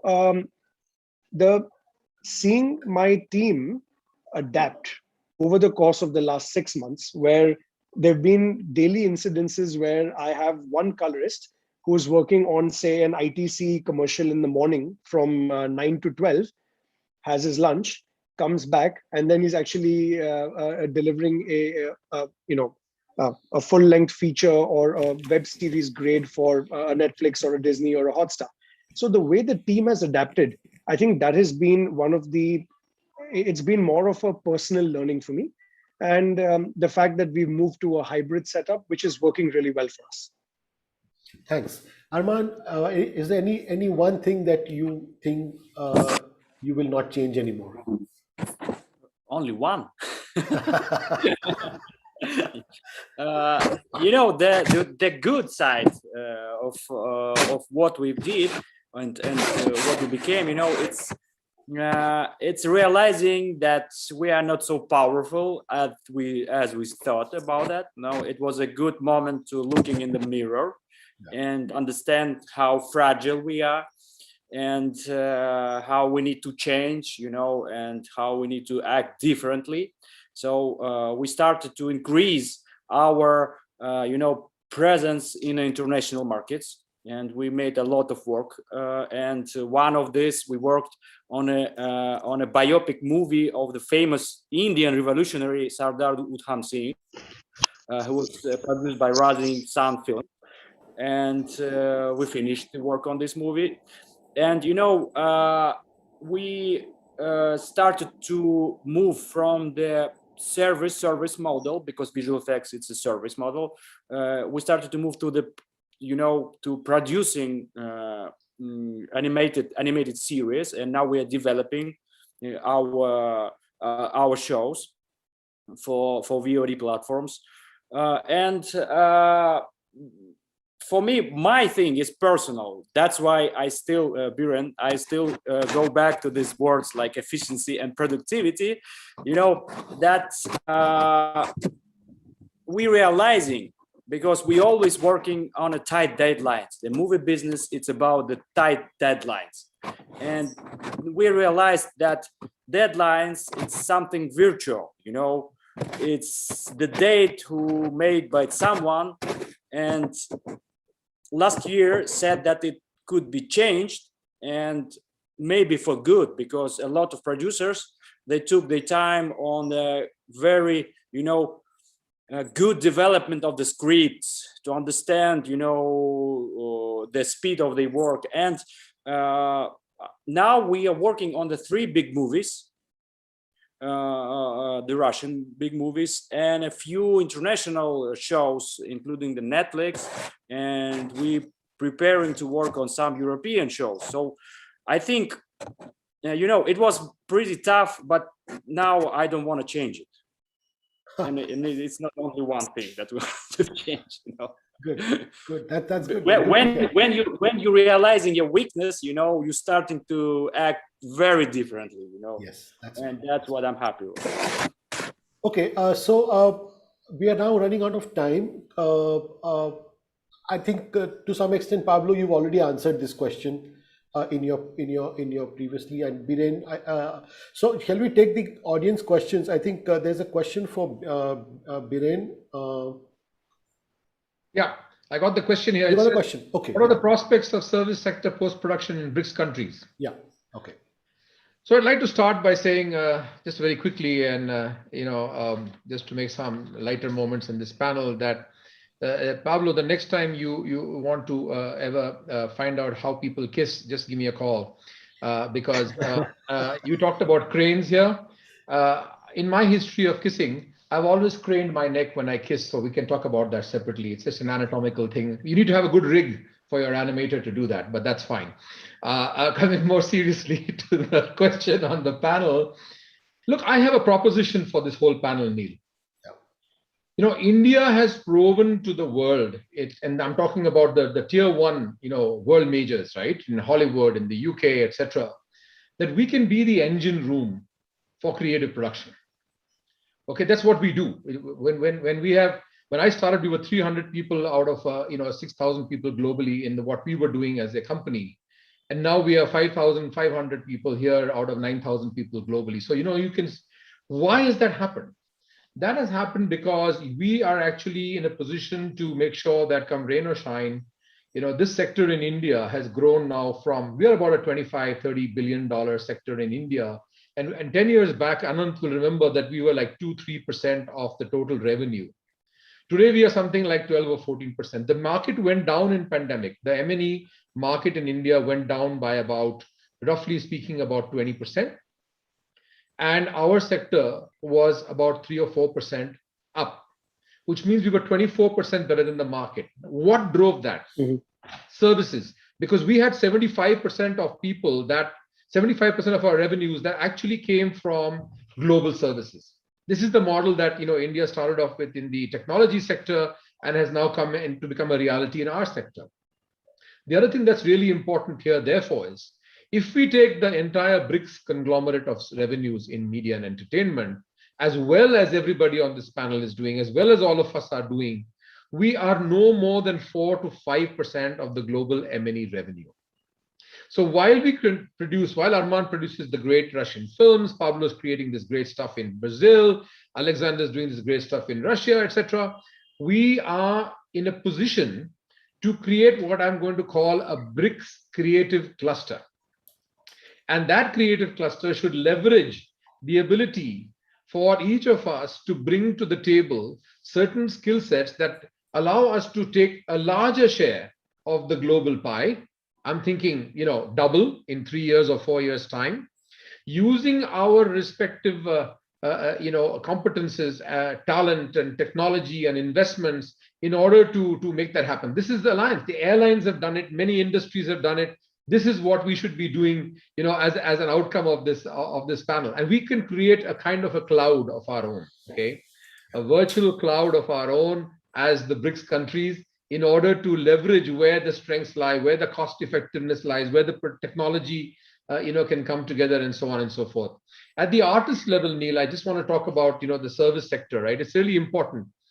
We need to be we're an experience industry. We need to be involved in experiences that lift and soothe the souls of our artists, no matter where they are. And this is what Arman was talking about, right? You have to prioritize productivity and efficiency, but you have to produce, you have to make sure that there's a faith in the creative process, and that's driven by artists. And I've always said that life is big and beautiful experiences, Neil, which is what you talk about in the seminars that you give, right? And therefore, we need to feel the flow, to keep the energy flowing in order to produce great content. I do believe, and India believes that, and this is true for our government, which is saying that they are going to make sure that they can have 3x more jobs in 3 or 4 years. That's that's why we're taking pavilions in the festivals abroad and so on and so forth. And the games industry in India actually grew by 33% more than the rest of the industry in the last 1 year. We went from 55 million gamers in India to 433 million gamers during the pandemic. And the trajectory is that we are going to go to 630 million people in the next 2 years. So this industry that we're talking about of the digital productions that all of us are involved in will be between 35 to 50% of the total revenues in this country within the next 3 to 4 years' time. The animation, visual effects, and games business in pre-production, production, and post-production is already in 2021 larger than our fabulous entire Indian film industry, which is 100 years old and makes 900 or 1,000 movies a year. And Anant knows this for all the years that his company has been around, right, in many generations. So what is that telling us? It's answering the question raised by a member of the audience that you can never think about creating a wave. I'm talking about a positive wave here, like the business wave. You never create a wave, you ride a wave. And the way that Brazil needs things to happen, apart from people kissing, and the way that people need to make things happen in other parts of the world, this is the digital revolution that we are part of. And as you know, when you talked about, everyone here talked about, Unreal and Unity and stuff like that. What is that? That is game engine technology that is being applied now to every form of filmmaking, because you cannot go with 100, 200 people to 5 or 6 or 7 locations now or in the next 1 or 2 or 3 years. So therefore, we need to kind of create something. And maybe, Ficky can actually take this forward, hopefully, Neil, to propose a BRICS creative cluster in which each of us bring our relative strengths to the table. We bring things to it and we take away things from it. And this is the marketplace story that is happening in so many other industries. And if we as an industry are disrupted, and if we are not the tier 1 countries, hey, we'll try harder. Let's make it happen. Thank you. Okay, so I think we've kind of run out of time. So let me just round off what we've been through in this session. It's a very interesting session. I thank all of you for presenting your ideas and your thoughts. I think the one thing that we have seen in the last year and a half is that infrastructure works, and we've discovered infrastructure. We've discovered that humans need to interact with each other, but humans can also work on their own. Humans can work very well if not brought to the office every day, and humans also need to come once in a way to the offices. We've discovered that there are no more boundaries left for working now. So if your country is in lockdown, you can work for some other country which is not in lockdown, or you can just work across the world. I think one of the most positive things that we have discovered from this adversity is that we can now all collaborate much more effectively, because we've learned to collaborate within ourselves. So now if sitting in Mumbai, I'm going to collaborate with somebody in Bangalore, I could easily collaborate with somebody in Florida, or with somebody in China, or somebody in any part of the world. And collaboration and infrastructure have been the discoveries in the last 2 years. So thank you, everyone. Thank you, Fiki, for this wonderful seminar, a wonderful symposium. And I hope to meet with you guys more now virtually, now that we know each other. Please feel free to write to me. You have my address. And anything that we can do together, or if I have something that I can work with you guys, great. So let's keep this communication going. Let's collaborate. Whether there is a wave or no wave, let's collaborate in any case. And let's Neil, learn to Neil, can we tell the audience that it is far more pleasant to deliver Indian food through the delivery than hard disk? So I think we should give them thinking about it. Right. Okay. Thank you, everyone. Thank you, Anshuman.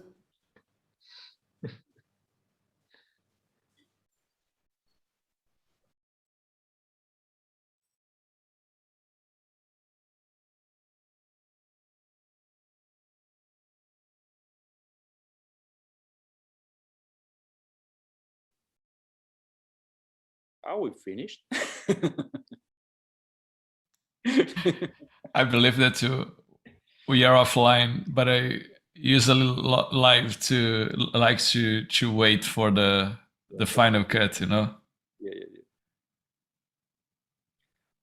Pablo, TV Global, it's a big company like with a lot of TV serials, yeah, TV novels.